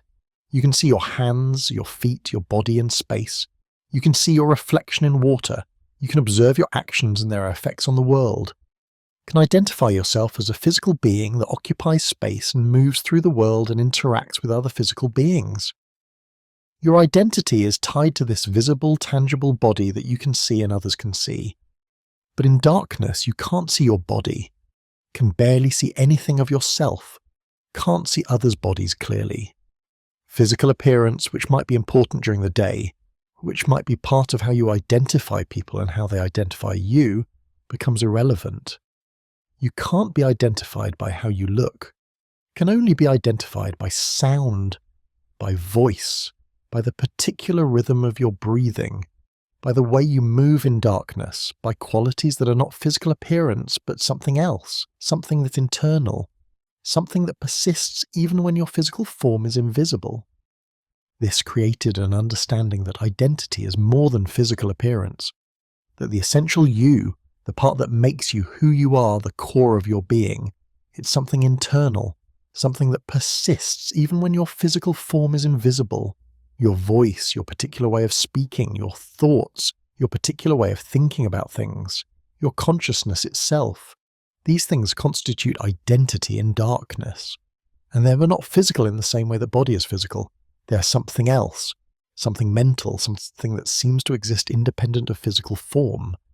This is where the idea of the self as something separate from the body, the idea of consciousness as something distinct from physical form, the idea of the soul or spirit or mind as the essential person that inhabits but isn't identical to the body, this idea has its roots in the experience of being yourself, of maintaining your identity, of being recognized and recognizing others, even when bodies were invisible, even when the physical world was inaccessible, and all you had was consciousness, awareness, the internal experience of being you. Your ancestors, in darkness, discovered themselves as minds, as awareness, as consciousness that exists independent of physical perception, as something that persists when the body can't be seen. And this discovery shaped how humans think about consciousness, about identity, about the nature of the self, about what it means to be a person. You still experience yourself primarily as consciousness, as awareness, as a mind that happens to inhabit a body rather than a body that happens to have a mind. That's your inheritance from the darkness, from the nights when body was invisible and mind was all there was, when identity had to be something other than physical appearance because physical appearance was imperceptible. Let's pause here. Let's acknowledge the weight of what we're discussing. The way darkness didn't just create fear, didn't just require adaptation, but actually shape the fundamental nature of human consciousness itself. The way you think, the way you dream, the way you understand time and causation and reality, the way you conceive of yourself as something more than just a physical body, the way you believe in invisible forces, the way you construct explanations that go beyond direct observation. All of this shaped by hundreds of thousands of years of living, half of every day in absolute darkness, of having 12 hours when the external world vanished and internal experience was all there was, when consciousness turned inward because outward was inaccessible, when imagination became as important as perception because perception was so limited. You carry all of this, not just the fear, not just the adaptations, but the entire structure of consciousness that emerged from those conditions. You think the way you think, dream the way you dream, understand reality the way you understand it. Because your ancestors lived in darkness. Because they had to make sense of a world that was invisible half the time. Because they had to maintain identity when identity couldn't be seen. Because they had to create meaning in conditions that seemed to strip away everything except raw consciousness itself. As you're lying there in the dark, perhaps you can feel it. The way your thoughts become more internal, more reflective, more concerned with the questions that have no external answers. This isn't just what happens in darkness. This is what darkness is for, in some sense. The time when human consciousness can focus on itself, can contemplate rather than just operate, can question rather than just respond, can discover itself as something distinct from the world it normally perceives and manipulates.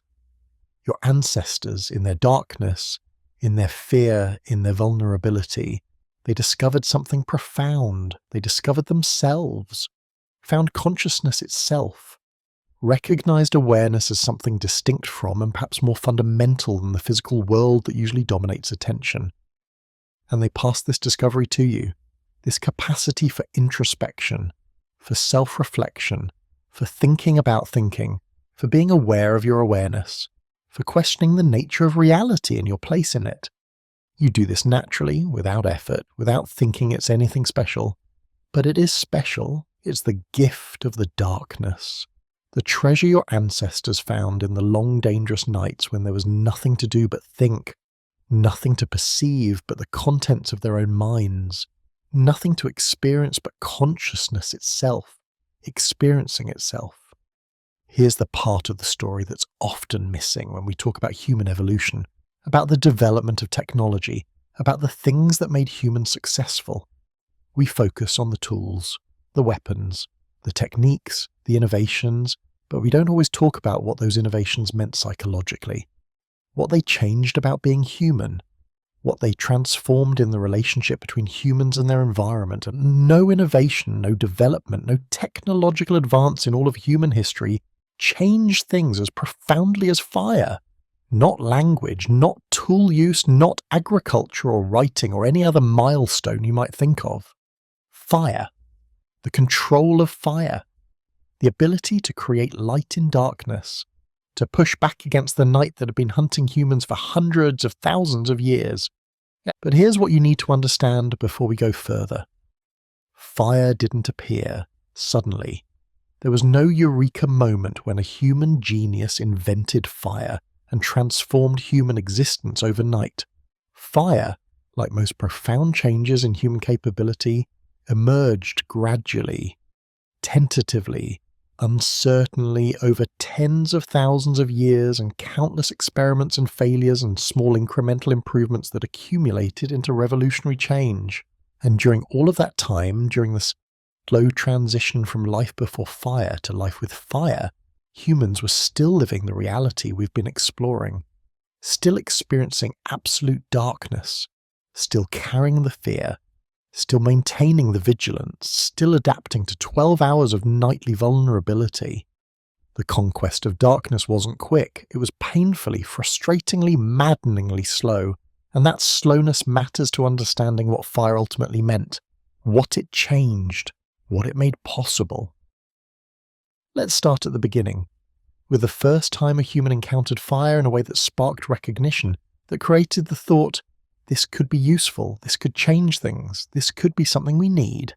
Picture this, maybe 1.5 million years ago, though the exact date is uncertain and debated, and probably different in different locations. Somewhere in Africa, a wildfire has swept through an area, ignited by lightning or spontaneous combustion in dry vegetation or some other natural cause. The fire has passed, leaving behind charred landscape, dead animals caught in its path, smouldering wood, and something else, something that humans had encountered before but perhaps never quite paid attention to in this particular way. Heat, warmth, light, persisting long after the flames had moved on, hot embers glowing in the darkness, creating a pocket of warmth and light in a world that had always been cold and dark at night, creating something like day in the middle of night, and a human approaching cautiously, feeling the warmth on their skin, seeing the glow of the embers, watching smoke rise in visible columns even in dim light, makes a connection. This is like the sun, not as bright, not as powerful, not as overwhelming, but similar. Heat, light, coming from something that isn't the sun, something that might, just might be able to exist independent of the sun's cycle. This moment, this recognition, it's easy to overlook its importance. Because you live in a world where fire is commonplace, controllable, understood. You understand combustion. You know that organic material plus oxygen plus sufficient heat equals fire. It's basic chemistry. Obvious, boring even. But for a human who had lived their entire existence believing that light and warmth came only from the sun, that they appeared at sunrise and disappeared at sunset with absolute regularity and no human ability to change that cycle, no way to influence or control or modify the fundamental division between day and night, this recognition was revolutionary, paradigm-shattering, earth-moving. The realization that light didn't have to be celestial, that warmth could be generated by things on the ground, that the fundamental division between day and night, light and darkness, power and vulnerability might not be as absolute as it had always seemed. But recognizing that fire exists is different from controlling it, very different. The gap between fire can create light and warmth and I can create and maintain fire is enormous, vast, almost unbridgeable. And it took humans a staggering amount of time to bridge that gap, thousands of years just to learn to maintain fire, tens of thousands more to learn to create it. First came the use of natural fire, finding wildfires or lightning strikes and somehow preserving embers from them, carrying them carefully in containers, feeding them fuel, keeping them alive. This was revolutionary in itself. The ability to take fire from where it naturally occurred and transport it to where you wanted it. To have light and warmth in your camp, not because it randomly appeared there, but because you brought it there. Because you exercised agency, made a choice, influenced your environment. But this created new problems, new anxieties, new sources of fear that hadn't existed before. Because fire needs constant attention. It dies if not fed. It can spread dangerously if not controlled. It requires knowledge of what fuels work and what don't, which woods burn hot and which produce too much smoke, how to arrange fuel for optimal combustion, how to manage the balance between keeping fire alive and preventing it from consuming fuel too quickly. Your ancestors who learned to maintain fire, they took on a new burden, a new responsibility, the obligation of keeping the fire alive. Because losing the fire meant returning to absolute darkness, to the old vulnerability, to the way things had been before.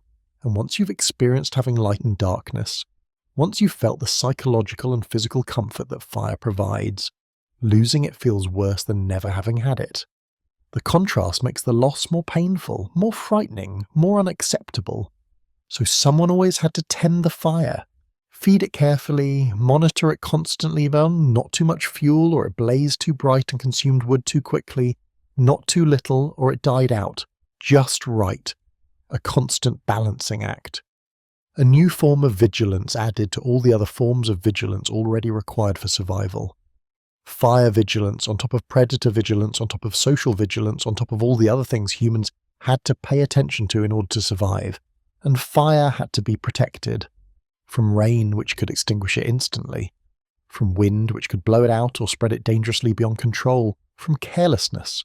From anyone in the group who might accidentally kick embers or knock over burning wood or disturb the careful arrangement of fuel.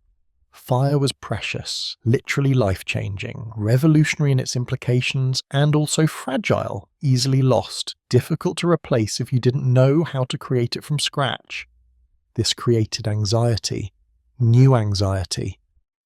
On top of all the ancient fears of darkness and predators and isolation, humans now carried the fear of losing fire, of the responsibility of maintenance failing, of the embers dying out, of having to return to the old way, the dark way, the way that now seemed intolerable because they'd glimpsed an alternative, because they knew what was possible, because they understood that darkness didn't have to be absolute.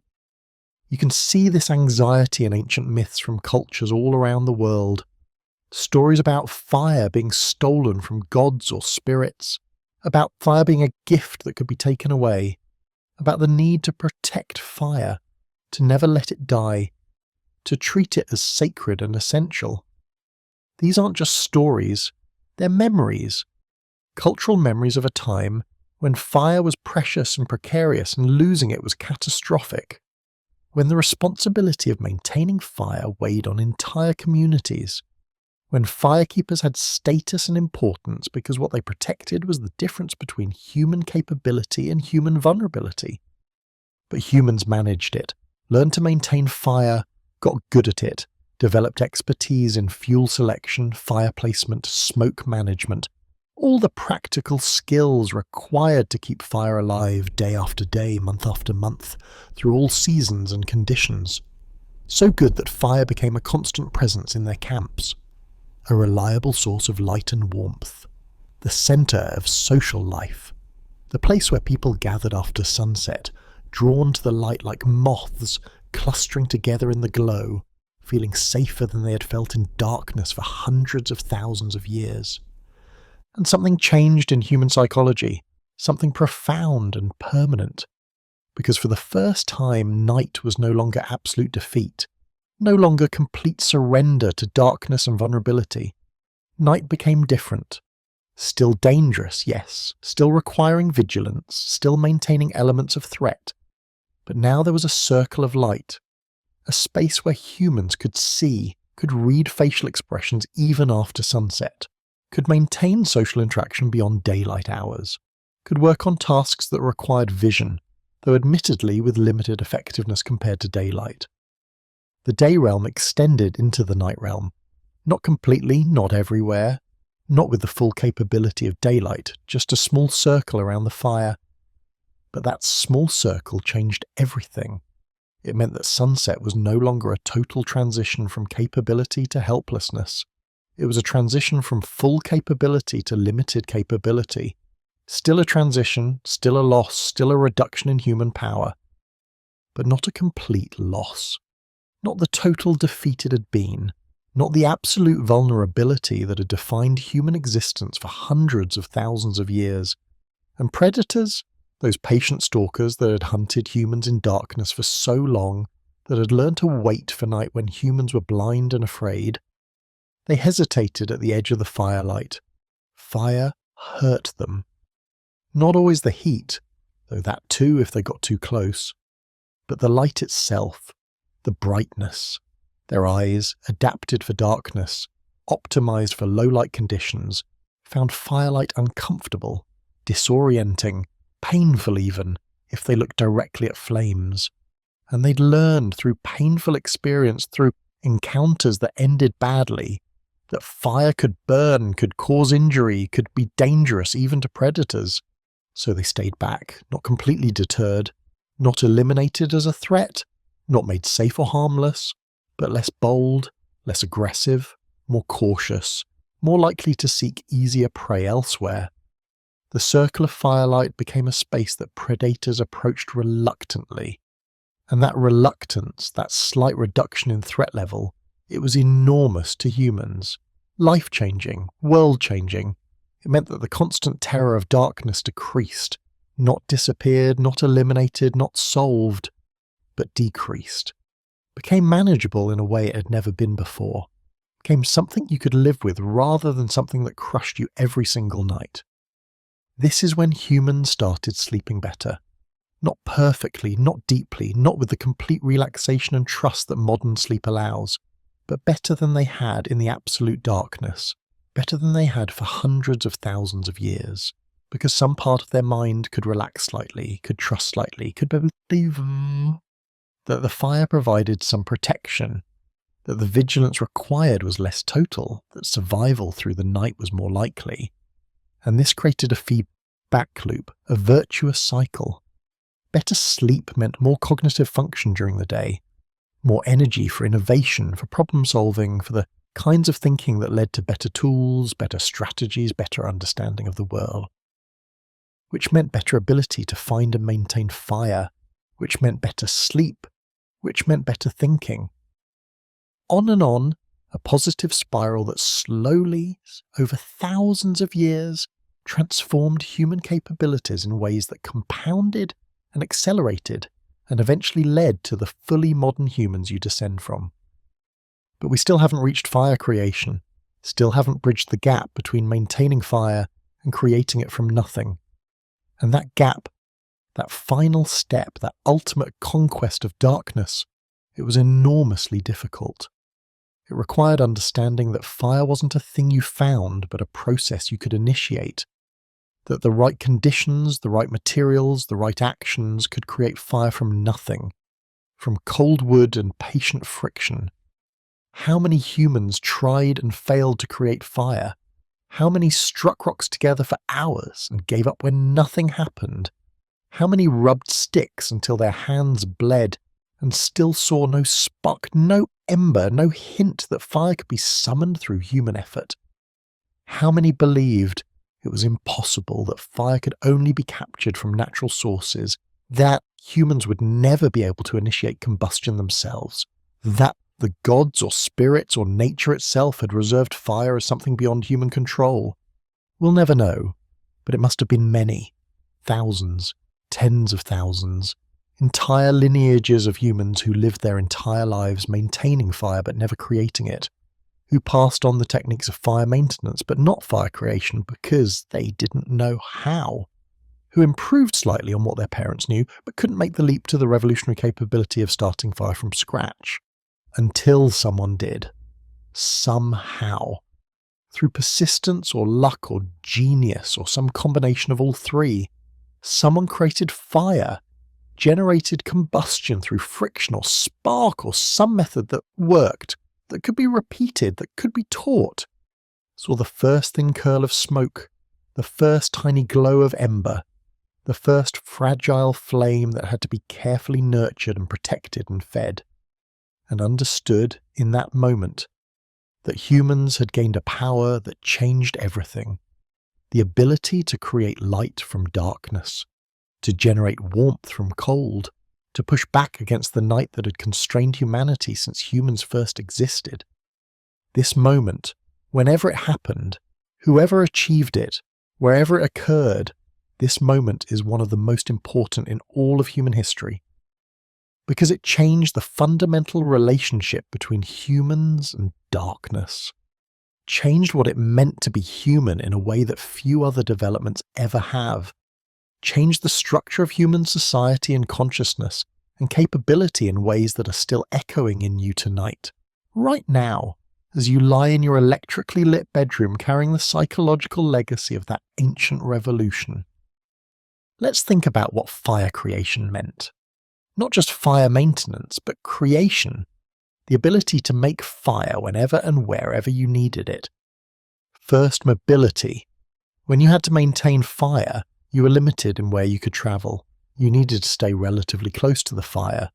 Needed to bring embers with you if you moved, which restricted how far and fast you could travel, which meant you couldn't easily explore new territories or establish camps in distant locations.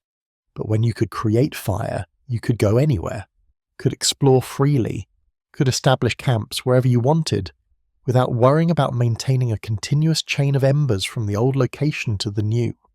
The world became accessible in a way it had never been before. Humans could spread, could migrate, could colonize new environments because they could bring fire with them, not as a fragile ember, but as knowledge, as capability, as power that resided in their minds and hands, rather than in carefully guarded coals. Second, security. When you could only maintain fire, losing it was catastrophic. Rain could extinguish it. Carelessness could let it die out. And then you were back in darkness, vulnerable, unable to recreate the light, unable to regain what had been lost. But when you could create fire, losing it became an inconvenience rather than a catastrophe. Frustrating, yes. Requiring effort to recreate, certainly. But not the end of light. Not a return to the absolute darkness. Not a loss of the power that had transformed human existence. You could make fire again, and that meant the fear of losing fire, that new anxiety that had accompanied fire maintenance. It decreased. Not disappeared, but decreased. Became manageable. Became something you could handle rather than something that crushed you. Third, mastery. This is perhaps the most important transformation. When you can create fire, you're no longer at the mercy of natural events. You're not dependent on lightning strikes or wildfires or the random occurrence of combustion. You're not vulnerable to the whims of nature. You have control. You can create light when you need it. Can generate warmth when you're cold. Can cook food which improves nutrition and reduces disease. Can modify your environment to suit your needs rather than just adapting to whatever environment nature provides. This is power, real, tangible, world-changing power, and it transformed humans from creatures who had to accept the constraints of their environment to creatures who could modify those constraints, who could push back, who could say no to darkness and have darkness retreat. But here's what's important to remember. What's crucial to understanding your own relationship with darkness. This transformation didn't eliminate the fear, didn't erase the hundreds of thousands of years of living in absolute darkness, didn't undo the adaptations, the psychology, the consciousness that had been shaped by darkness. Fire gave humans power over darkness, but it didn't eliminate darkness. Beyond the circle of firelight, darkness still existed, absolute and filled with everything darkness had always contained. And humans still felt the ancient fear, still maintained vigilance, still carried the responses that had kept their ancestors alive. The difference was control, choice, the ability to create a space limited but real, where darkness could be pushed back, where light could exist, where humans could function. But that space had edges, clear, visible edges, and beyond those edges darkness waited, patient, persistent, unchanged. You can feel this even now. The way firelight or any concentrated light source creates a sense of inside and outside. A circle of illumination surrounded by darkness that feels more present, more pressing, more significant than darkness in a fully lit room. Fire consciousness.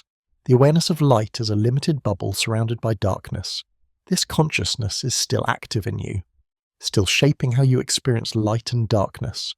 When you have a campfire, when you sit in its glow, you feel this. The way the light creates safety but also emphasizes the darkness beyond. The way the fire is comforting but the surrounding darkness feels more ominous than it would without the fire, more present because of the contrast. This is your inheritance from the time when fire was humans' primary defense against darkness, when light was a small circle and darkness was everything else. When the power to create light didn't eliminate darkness, but just created a small space of human capability within a vast ocean of darkness that remained unchanged and unchanging. Now let's talk about what all of this means for you tonight. Lying in your bed in your electrically lit world, carrying all of these inheritances, all of these responses, all of this evolutionary history in your nervous system. You're the product of millions of years of darkness, hundreds of thousands of years before fire, hundreds of thousands of years after fire, but before artificial light, and just a few generations, a tiny handful of generations of abundant electric lighting. Your psychology was shaped by all of that, particularly the long years before fire, the years when darkness was absolute and inescapable and genuinely threatening. The fear you feel in darkness, it's appropriate. It made sense. It kept your ancestors alive. It's just that the context has changed more recently than your biology has caught up with. Your nervous system is still running programs designed for a world that doesn't exist anymore, still checking for threats that haven't been real for thousands of years, still maintaining vigilance that's no longer necessary. This isn't dysfunction. It's not a disorder. It's not evidence that something's wrong with you. It's just mismatch. Ancient responses in modern contexts. Stone Age psychology in an information age world. The fear is doing exactly what it evolved to do. It's just that what it evolved to do is no longer what you need. So what do you do with this? How do you live with these ancient fears in a modern world where darkness is safe, where the night is empty, where the threats that shaped your responses have been eliminated or rendered harmless? First, you understand, you recognize what the fear is, where it came from, what it's trying to do. When you feel afraid in darkness, you can think, this is my inheritance. This is hundreds of thousands of years of evolution trying to keep me safe. The fear isn't irrational, it's ancient. It's responding to information that's no longer relevant, but the response itself made perfect sense in the context that shaped it. I come from people who survived because they felt this fear. This fear is why I exist.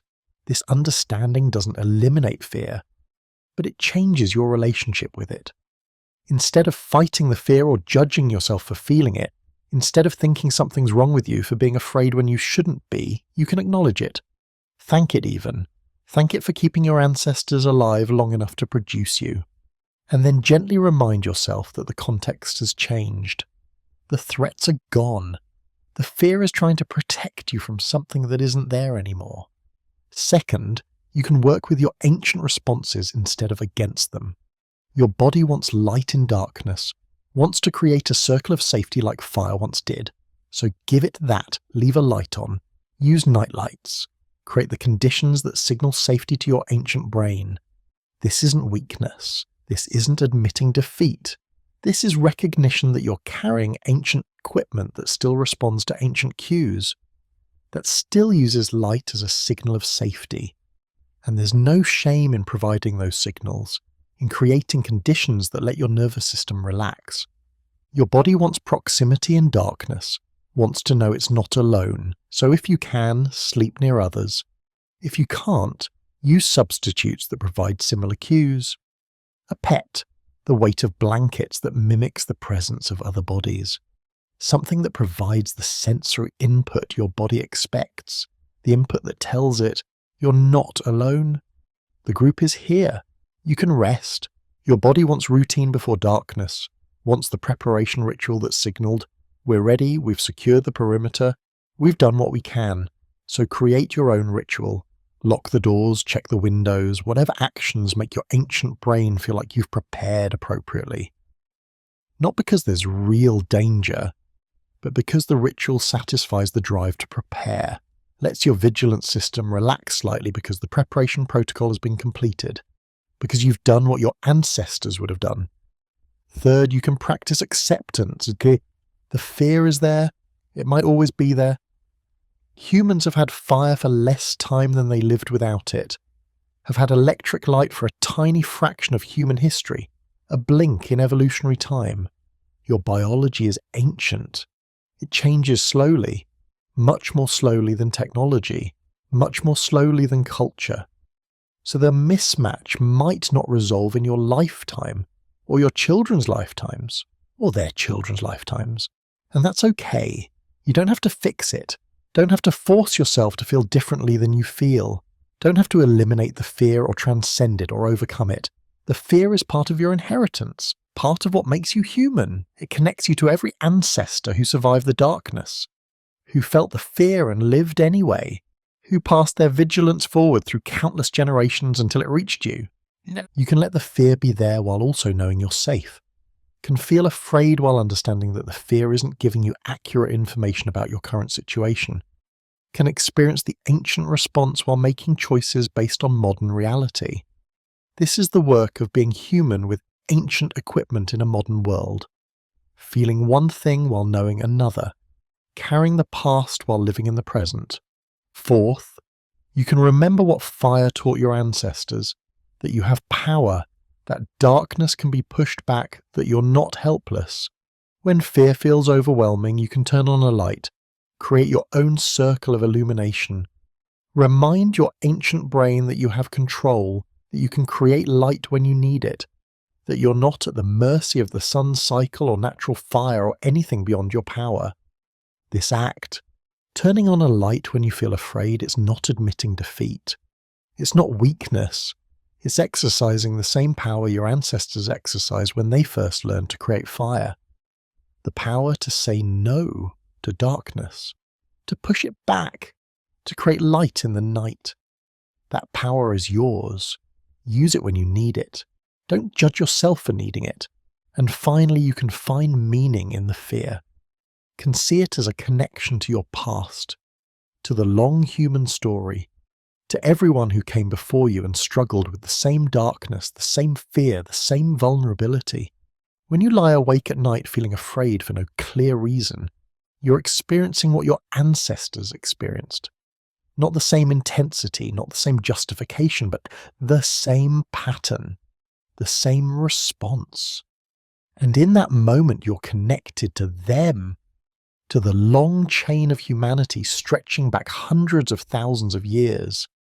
All of you feeling the same ancient fear, all of you carrying the same inheritance. That's profound. You're part of a story that's older than any civilization, older than any nation, older than any culture. A story about beings who were vulnerable and afraid and who survived anyway, who found ways to push back against the darkness, who discovered fire and transformed their relationship with night, who passed their knowledge forward until it reached you. And now you're here, at the end of that long story. Or not the end, maybe, but the newest chapter. Living in a world your ancestors couldn't have imagined. A world where darkness is optional, where light is abundant, where the threats that shaped your fear responses have been eliminated or reduced to negligible levels. But still carrying the fear, still feeling it, still responding to darkness with ancient vigilance. Because you're human, and being human means carrying the past forward, means inheriting not just knowledge and culture, but the deep biological responses that kept your ancestors alive. It means having Stone Age emotions in a Space Age world, and that's okay. It's not a problem to solve, it's a condition to accept, a reality to live with. A feature of human existence that won't change quickly because it can't change quickly. Evolution moves slowly, culture moves fast, technology moves faster. But the deep programming, the ancient responses, they remain. Persistent, vigilant, still trying to protect you from darkness that no longer threatens. So as you lie there tonight, in your safe modern darkness, perhaps you can make peace with it. Not love it necessarily, not celebrate it, but make peace with it. Accept it as part of your inheritance, as a connection to your past, as evidence that you come from survivors who took darkness seriously because darkness was serious. The fear you feel, it's a gift from them, a message across time, a reminder that they faced real danger and survived it, that they were vigilant enough, careful enough, brave enough, to make it through night after night after night until eventually their genetic line produced you. You're here because they were afraid, because they let fear guide them, because they understood that fear wasn't weakness, but wisdom. That being afraid of genuine threats was the most rational response possible. That vigilance in darkness was the price of survival. And now you carry their vigilance, their fear, their responses, even though the threats are gone, even though the darkness is empty, even though you're safer than any human has ever been in all of history. The vigilance remains, the fear remains, the ancient watchfulness remains, still keeping guard, still scanning for threats, still preparing you for dangers that will never come. And maybe you can thank it. Thank the fear for being there, for doing its job, for trying to protect you even when protection isn't needed. Thank your ancestors for passing it forward, for surviving long enough to give you this gift, this burden, this inheritance of fear. And then perhaps you can rest, can let the vigilance soften, can allow yourself to drift into sleep knowing that the darkness that surrounds you is not the darkness your ancestors knew, is not full of teeth and eyes and patient-hunting death, is just absence, just space where light isn't. Nothing more, nothing to fear. The long night is over, the predators are gone, fire has been conquered, electric light has made darkness optional. The threats that shaped your fear responses have been eliminated or rendered harmless. But the fear remains, and that's okay. That's human. That's the price of carrying hundreds of thousands of years of evolutionary history in your nervous system. The gift and burden of ancestors who knew what darkness really meant. Sleep now. Let the fear keep watch if it needs to. Let it scan the darkness for threats that aren't there. Let it maintain its vigilance while you rest. That's what it's for. That's what it does. And it's been doing it successfully for hundreds of thousands of years. Your ancestors survived the darkness, every single one of them, made it through night after night after night of genuine danger, and their gift to you is the same fear that kept them alive, the same vigilance, the same responses. You don't need them tonight. The darkness is empty, you're safe, but the gift is still there, still active, still trying to protect you. And maybe that's beautiful in its way. This ancient alarm system, still functioning, still devoted to your survival, still maintaining watch over dangers that exist only in evolutionary memory. Thank it, honour it, respect it, and then let it be. Let it do its work while you rest, while you dream, while you move through the safe modern darkness toward morning. The sun will rise again, as it always has, as it always will, and you will have survived another night, added another day to the unbroken chain stretching back through millions of years of nights, through the darkness before fire, through the slow conquest of darkness, through the transformation of night from enemy to neutral space. You're part of that story, that long human story of surviving darkness, of fearing it appropriately, of learning to push it back, of carrying the ancient fear forward even as the reasons for fear disappear. Sleep well, dream peacefully, The darkness that surrounds you is not your enemy. It's just the absence of light. Nothing more. But if you feel afraid anyway, that's okay too. That's your inheritance, your connection to the past, your evidence that you come from survivors who knew what darkness really meant and survived it anyway. Good night.